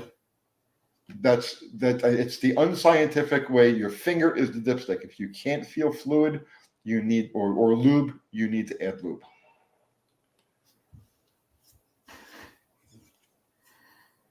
Gabriel DeMarco saying, Tony and Kiwi, do you prefer a bench or a bucket seat in a stick car? Bench all the way. Really? Oh, I'm a bench seat guy, 100%. Oh, no, buckets. Definitely bucket seats. When I was a kid, anytime I bought a car with buckets, the first thing I did was find the right bench for it. Get rid of the buckets. Really? Yeah, I don't like bucket seats. Yeah. They're not comfortable. Okay. If I'm just driving, man, I want all my stuff here. I want to be able to kick back. I want to be like I'm on the couch. You know what I'm saying? And bucket seats don't let you do that. Bucket seats, you have to sit here. You just want Uncle Kathy sat in the middle, snuggled up to you. That's all. Yeah, well, that's the other thing too. You want your friends to be able to pile in. I was just going to add a drag plug in recorder. Yes, I have done that. Andrew Button, that is why they didn't put 4-speeds in C-bodies starting in 1968, because they knew most of them were going to be bracket raced and needed automatics. You are wrong! You are so wrong! No, I get excited about that, right? Andrew, no, bracket racing actually didn't happen until around, I'm going to say 1978 or 1979 or thereabouts.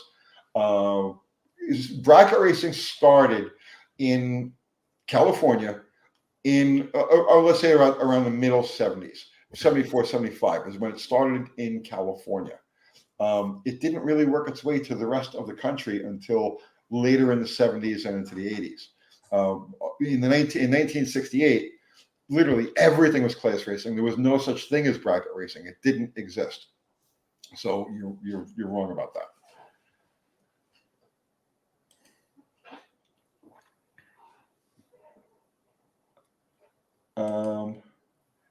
Jack's Rhapsody. Yes, Kiwi.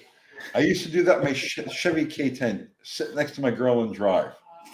How romantic is that? How romantic. Cuda 426. Oh, just moved. Saw badass Kiwi Drags documentary on YouTube.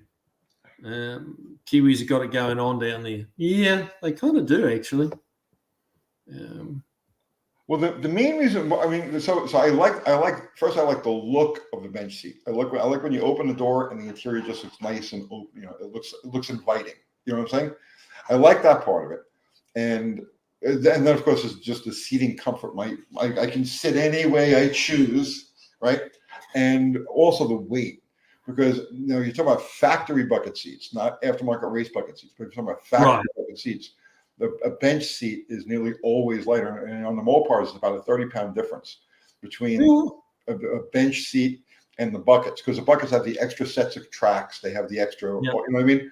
So for me, a lot of it had to do with the weight. I just wanted the lightest car, the lightest, barest cars I could have.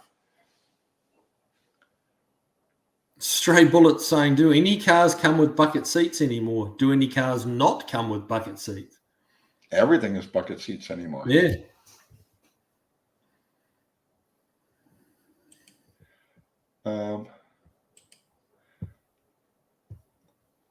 Mark Suave is saying it's a shame now because bracket racing has become a rich man's sport. That's not the reason it came to be. That's true. It was for the grassroots racers trying to have fun.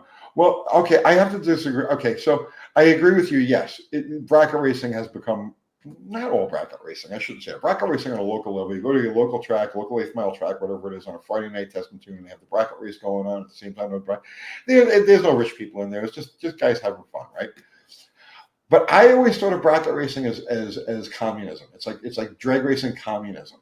You know, I was like, what's the point of having a fast car? If my goal was to go be a bracket racer, I want a 20-second quarter-mile car, right? Or 15-second 8th mile car, so that I can calculate the car is not going to make any mistakes. Everything is just down to me and my reaction times, right? Nothing could possibly go wrong. It's not going to spin a tire. It's not going to miss. It's not going to do this. It's not going to do that. This is going to go predictably down the track. So, to me, to have a fast bracket car is like kind of dumb. But that's just me, and that's my old school street racer sensibilities. And yes, Robert Wheatley is right. Lions is where they started that. You're right. You're absolutely right.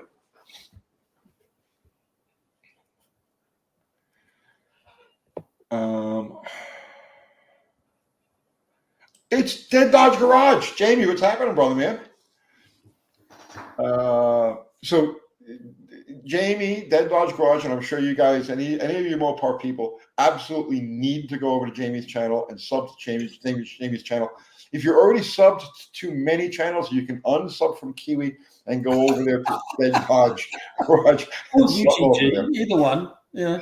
Did I say that? No, don't do that. Unsub from somebody else, right? But yeah, get over there and sub to Dead Dodge Garage, and he's going to be filling in for when Kiwi is on his trip, and then afterwards during hospitalization and rehabilitation, he'll also fill in for Kiwi. So Kiwi, even if it takes Once they've sorted me out, I'll be back. Even if it takes you years to recover from whatever the hell is going to happen to you out there in the desert, Jamie will cover your ass. Oh, jeez. Firefly says, "Hey Kiwi, have you got a Coleman catalytic heater for your trip?" No. But, you know, it might be something we end up purchasing along the way if we can't get the car heater going. So it seems that Spitfire Mike got pregnant. Goddamn BC. Oh, geez, yeah. It is 2024, right? Yeah, it is. I would never take the piss with poor Kiwi. I agree. Poor Kiwi. Yeah. Oh, look, even Jamie is pulling for you. Thank you, Jamie. I mean, I might try and we need. You know, how long is it till you get your fancy like lives going with your ringing in and all that? We'll have. Okay, so just there today, and they just finished doing like the back where the studio is going to be. They're putting in the bathroom like today. This is all stuff's happening today. So supposedly I'm in there. They're all finished early next week. So by the 1st, I got to be out of my old shop. So that's my priority right now, is getting stuff moved over into a new place. As soon as we're in there, I'm going to start working on the studio. So by the time you get back, we'll have like, it won't be like we were doing at the shop. It's going to be like nice, bro. It's going to be nice. Okay. We're going to have a proper table. You know what I mean? Everything angled so that we can kind of look at each other at the same time with looking, because like, you know how we're doing this right now. Now we can talk to each other and talk to the camera and everything. The sound will be good, the light will be good, everything's gonna be good. You're gonna love it. I'm only doing it for you, brother man. Yeah, I believe you. Thousands wouldn't. Only doing it for you. So the Wednesday not next Wednesday, but the Wednesday after, we're probably still going to be on the road. Or with a bit of luck. And I might try and beam into the live while we're on the road.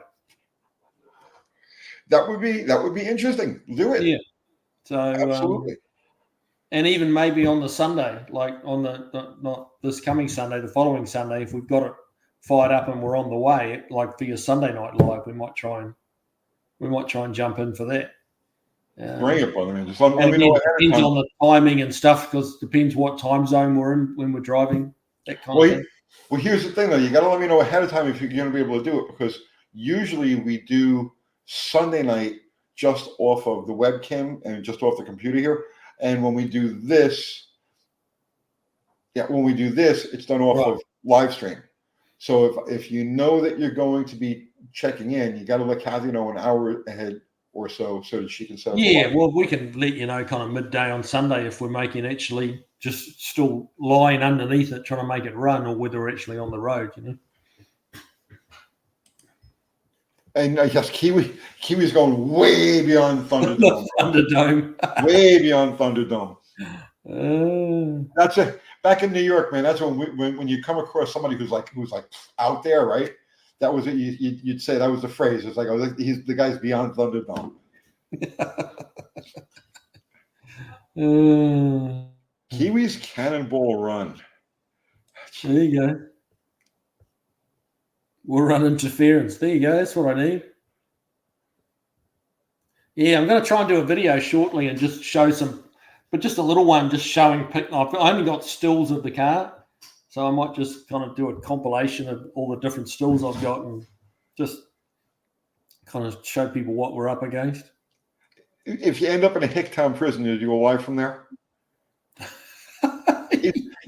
I'm the guy that ends up in Hicktown prison. It's not him. Look how squeaky clean he is.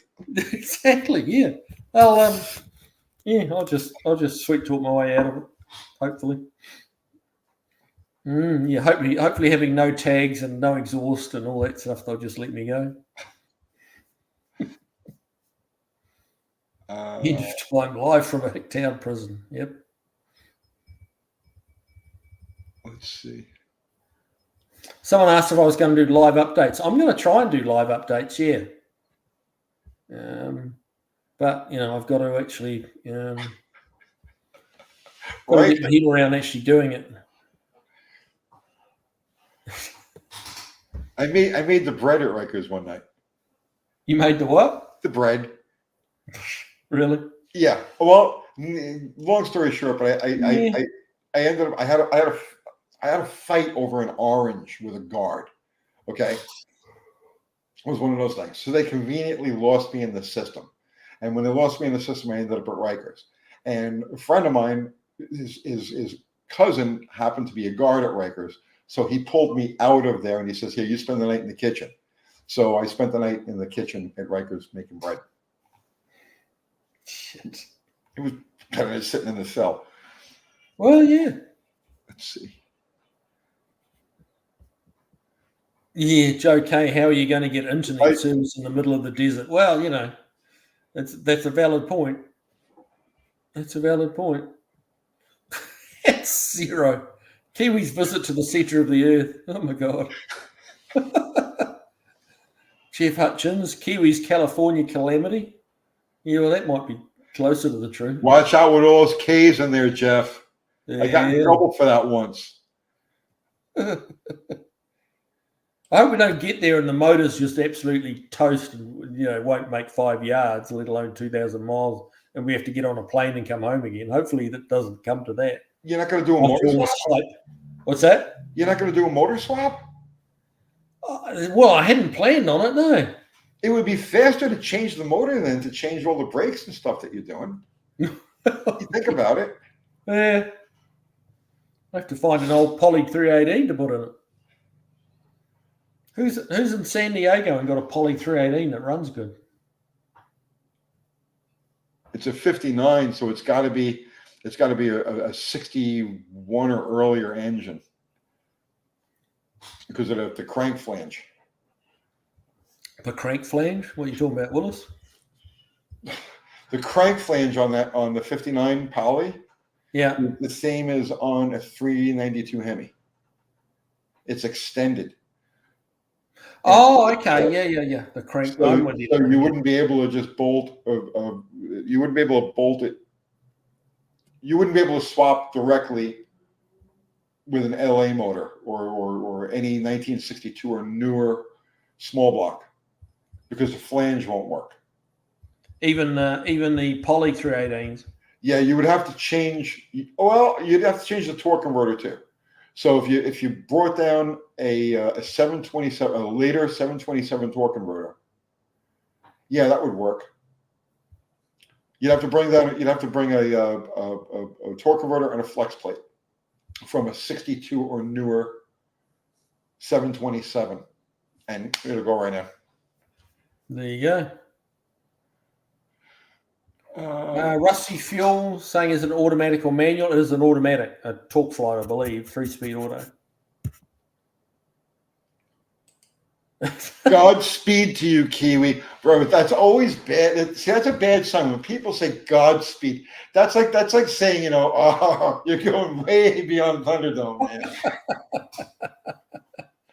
man. Thready Magnum said, if it's Christine's cousin, it will fix itself. There you go. Tavo said, didn't you watch Tony's video, Kiwi? Yeah, I did watch Tony's video. Well, he does put a few out, so I haven't watched them all. Oh, Jamie, you bring up a good question. Are the converter splines the same? Oh. Geez, I don't know. I got to think about that. You might be right. See, this is why Jamie, this is why he should be doing this freaking thing, not me. He thinks of these little things. I don't know. I think that, bro, I think they are. But you could be right. I don't know. I'll after we're done with this, I'm going to look that up. Now I'm curious. Jake B doing stuff said, ha, getting on the plane with the 318. Wait a minute, Jamie. You're there. You have the internet at your disposal. Go look it up real quick. It'll take you 30 seconds and let us know if that'll work or not.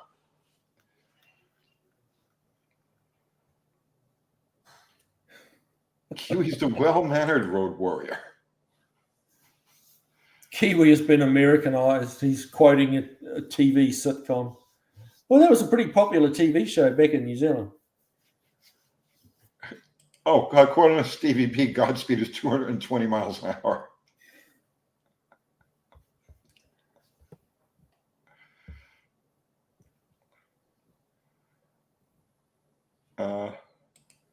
Let's see, a UTG build off.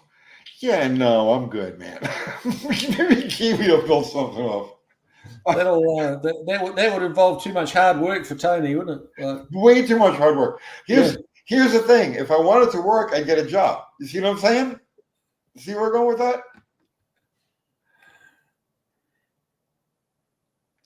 I've paid my dues. I'm old and I'm semi-retired, and I'm happy that way.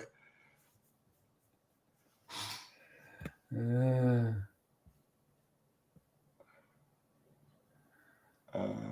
see. Are you driving a car? This is hard enough. Come on, you can't Google stuff while you drive. Mexican Speak saying, does the car roll? Yes, it does roll. It rolls, the engine turns. Yeah. Much beyond that, I don't know. So, yeah, it's definitely a crapshoot. Tom was saying, I said that I'll look after your shop while you're gone and do some body work for you. Oh, I said I was going to go through his shelves while he was gone. Yeah, no, as long as you don't do body work, that'll be fine. I know I've seen some stuff I can use. Yeah. Like that nail head. Like the which? Like the nail head. Oh, I'd love, yeah, please. You can buy that nail head off me if you want. It's I don't have anything to put it in, and I don't want to get another car to put it in. You know what I mean? Right. No, I understand.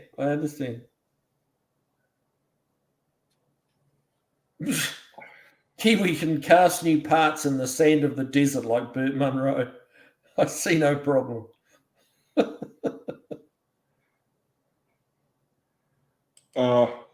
What color do I suggest for Kiwi's Plymouth? Mauve. What? It's got to be mauve. Mauve? Mauve. Oh, dear. That was actually a Kiwi odd trailer. I don't know. Yeah, look, I mean, I priced getting it just stuck on a transporter and just trucked across. to Tennessee, and honestly, it would be a lot cheaper. But it's going to be hopefully fun and just a memorable experience. Like it's like It's going to cost more to do it that way, and that's okay. But yeah, hopefully, we'll meet a few people along the way and catch up with a few people along the way and just have some fun. And, it'll almost, like if the car just starts and runs and we drive back to Tennessee with no problems, it'll be kind of boring. Nicholson is saying he was able to drive with his knee in a 4-speed Mustang eating a Big Mac. Bro, Kathy, I am the world's all-time champion of driving stuff with a 4-speed being completely occupied. Because I have smoked, my witness is inside, and I think she's watching this. So if I'm lying, she'll come right in here. I would typically be smoking a cigarette, drinking a cup of coffee, eating, and driving a 4-speed at the same time. And I had it down to just like, and that was my daily thing. That was the thing. Donut, burger, whatever it happened to be, cup of coffee, cigarette, 4-speed, never miss a beat.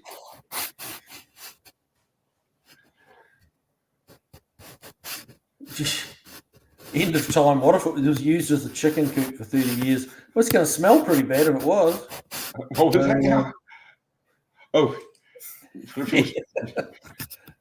I've seen pictures of the inside of it. It certainly doesn't appear to have been used as a chicken coop. So, it's not immaculate by any stretch of imagination, but it doesn't appear to have been used as a chicken coop.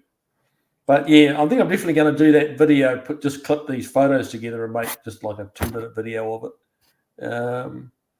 Just as a little teaser for what's upcoming, So, yeah. Okay, Snake Oil 24 Snake. Why do many trans guys recommend Ford F4 fluid? For it has a shellac in it, and I might be wrong. That might not be the technical term for it. This is something I just remember. There's like the street lingo, or there's the street rationalization for Ford F-type fluid. It had some form of shellac in it, and when you use it, and because of the material, the clutch material that Ford used in those days in the aromatics, and if you use it in a not okay, the B&M Slick Shift. The B&M, what was it called? Slick Shift or Quick Shift training fluid that they used to sell was Type F transmission fluid. And supposedly it keeps the clutches from slipping, but I don't believe it actually makes a difference.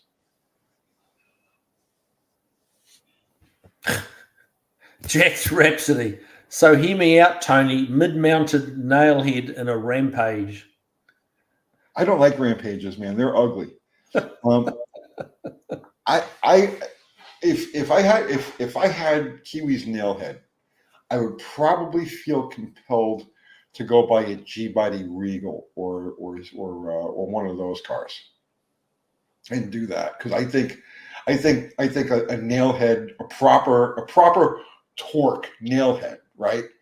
In like a 85, 86 Regal, I think would be just the tits. That would be an awesome car.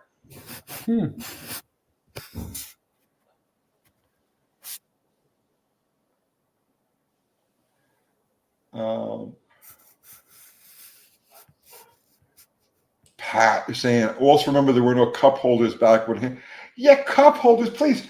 That's so like alternative lifestyle, like cup holders. We didn't have stuff like that. Cup holders. There's a cup holder right here. Oh, Barry Cooter, the 59 Plymouth trip is shaping up to be the most anticipated event in TV history. Well, that's certainly talking it up. But, right? Who shot JR? It don't matter.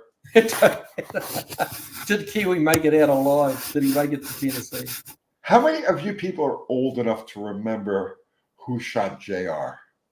I remember the catchphrase and I remember the TV series, but who did shoot JR? It was, oh God, wait. Don't know what he's saying. I don't remember. I remember watching it, but I don't remember who shot him. It was his wife. I don't remember. Oh, wait, no, it was no, it wasn't the short one. I don't remember. But I just remember that whole thing. It was like, who shot JR? It was like, because it was a cliffhanger. You know, Yeah, at yeah, the end big of the time, yeah. Chrissy shot JR, not his wife. Wait, who was Chrissy? Oh, that the little blonde one? The short blonde? Yeah, little short one, yeah. Victoria Principal. That was his old lady, right? That was Bobby's old lady. Linda Gray was JR's wife. How the hell do I remember that? I can't remember why I go into the kitchen most of the time, but I can remember the actual name of JR's wife. Yeah. Well, how does that work? Tell me that. Danny Boyd saying 425 nailhead. Yet the one I've got under my bench is the 425. Yeah. Mitten Made Muscle, Buick Electra 225. I had one of those, a Buick Electra.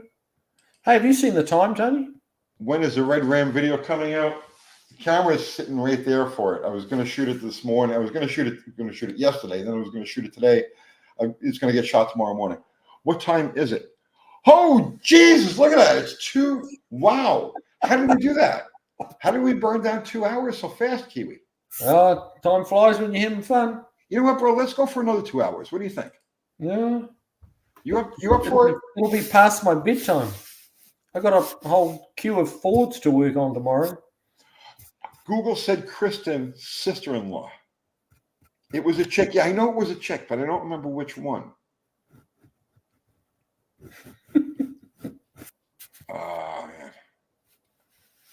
All right. I got. Let's land this plane right now, bro. There you go. Let's do this thing. Hansol saying it was Kathy. Like Uncle Kathy. Well, thank you, man. Thank you for the super chat. Here's a little contribution for answering my questions. And so Kiwi buys a pulling rope for his shook back. A good rope is a must for these trips. Absolutely.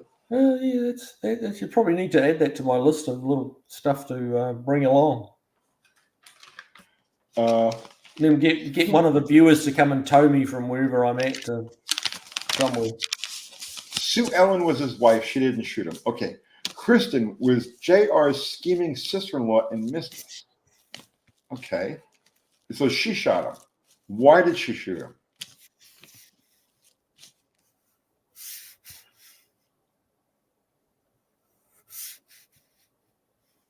See, now I'm watching the comments to see why she shot JR. All right. Enough of this. Look, Carry on. Are you going to be around this coming Wednesday? Yes, next Wednesday I'll be here. Okay. Next week, right. So we'll have a big farewell packing probably. Like I'll have to sign off at 9 o'clock next Wednesday and start packing. All right. So we'll have a farewell going away party for you next Wednesday night. So everybody, make sure you wear your fancy shoes. Okay. My fancy shoes, yeah. Not you. You could wear anything you want. Just anybody who's going to show up for sending you going away party. Bon voyage, Kiwi. It's been nice knowing you. Yeah. Bill, all right. So, guys, everybody contribute with super chat. Thank you so much. We greatly appreciate it. Never expected, always appreciated. Everybody contribute with just your presence, your conversation, your questions, your statements, everything, and your support. Thank you all so much. We genuinely appreciate you guys. We would not be able to do this stuff if it wasn't for you. Thank you. Our mods, Zero, Fubar, Ari, Mexican Spec, guys, thank you as always, keeping everything in line. Pushing our stuff. Fubar just put up the link to my merch. We have the best shirt ever in the history of threads coming out tomorrow. Yeah, Kiwi is going to change everybody's life. Right? I've got the inside line onto what this T-shirt is. Yeah. It's actually pretty funny, and I know there's a bunch of you guys are going to just have to have it. It's going to be big, and I'm actually sending it to a bunch of different YouTubers. Oh yeah. Yeah. All right. So let's say we've done some international ones. Yes, some international ones. Right. Well, I'm considered international, so you can send one my way. Franklin is its own separate nation. Will this shirt help Kiwi on his journey? Well, possibly. If someone reads it, it'll make him laugh. Yeah. All right. So we thanked everybody, and Kiwi, you got to go sub to Kiwi if you haven't done that already. That'd be nice. Yep. Yeah, that would be really nice, especially since he only has this little time left with us.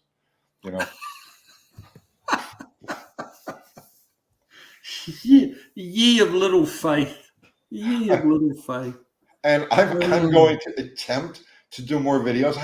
This is the longest. Okay, so I'm doing this channel for 5.5 years, and this is the longest I've ever gone without making a video. It's going on like 5. Tomorrow will be 5 days. Wow. Yeah, it's almost like I quit. It's like I don't do YouTube anymore. Tomorrow we're going to do the. Think of how good they're going to be when after you've had this little break. Say that again. Think of how good the videos will be now that you've had this little break. They're going to suck because I've lost my momentum. I feel now I got to catch back up again. Why am I doing this? Why am I talking at that camera? I ask myself this every fucking day, Kiwi. Come over to the shop and give me the camera again, and I'll just film you diving into the trash cans. And people love that shit. All right, that's it, guys. We're I'm making this thing go away. I'm making this stop. I'm going to hit the end stream button. All right. Thanks, guys. It's been another good night. We'll see you on Sunday night. Yep. See you, man.